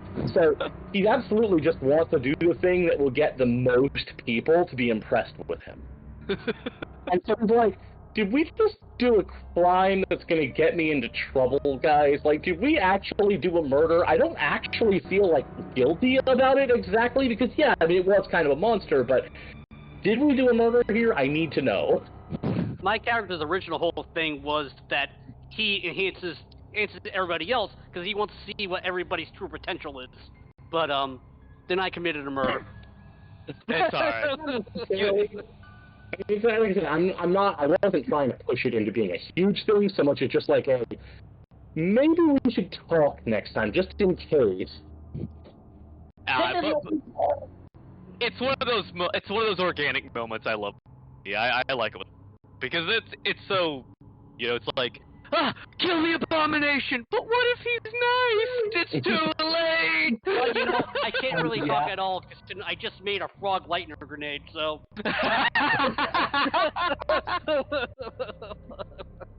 I'm just looking forward to you using that lightning grenade and me going, I guess we don't have to name him now. Jesus. Well, consider that it won't hurt him because he's technically the caster. That really depends on exactly when and how you decide to use him. Say it, frog baseball. Frog baseball. What I'm actually imagining is he just hops up into somebody's hand, and that somebody is like, what the hell is this? And then zap, and then crushes it. No, here's the most horrible part. I place the frog on the ground, catapult, activate shotgun grasp. Yeah, see, then you're definitely going to kill the frog. Oh, that's But great. honestly, I'm kind of looking forward to that. That sounds like a lot of fun. I'm very curious where this is all gonna go now. And I can already hear Aaron. And the last thing that man heard was croak. Yep. I want to check on something for you before you do that. I want to just make sure about one thing. Yeah, I can't because object, not creature. Okay, that's what I wanted to make sure about. Because I couldn't That was remember making that a you dumb could actually use on tiny enough creatures. And sadly, you can't even do it if you kill the frog from your hands, because then you're still carrying it. It has to not be carried. I'm kind of supposed to like nature, so I can't really just kill the frog. You can. You would just be a terrible person. Yes. Rule of cool, damn it! Catapult the fucking frog. Rule of cool. DM gives frog. Don't want frog. I figured that was what you were planning to do with your spear. Am I right? Yeah, I was actually going to catapult my spear, but then I realized that it'd be better if I just turned one of the silver daggers into a return weapon and catapulted the dagger so it would just come back. Yeah. I thought you had done that with your spear already. I did, but I removed it so to have an open spot for spell rot tattoo, because I didn't really know where we were going, so I just wanted to have access to a random spell. What I would recommend then is keep the infusion on until you do the spell rot tattoo, because there's no reason not to have it ready, not to have it there until you don't need it anymore, at which point you can let it fall off. But the problem is, if I get rid of it, I can't use another one until a long rest anyway. Right, but that's true either way. Like I think you can only infuse things after a rest. I think after every rest you can do an infusion, and the earliest one falls off if you do more than your limit. Okay, and it only lasts for 3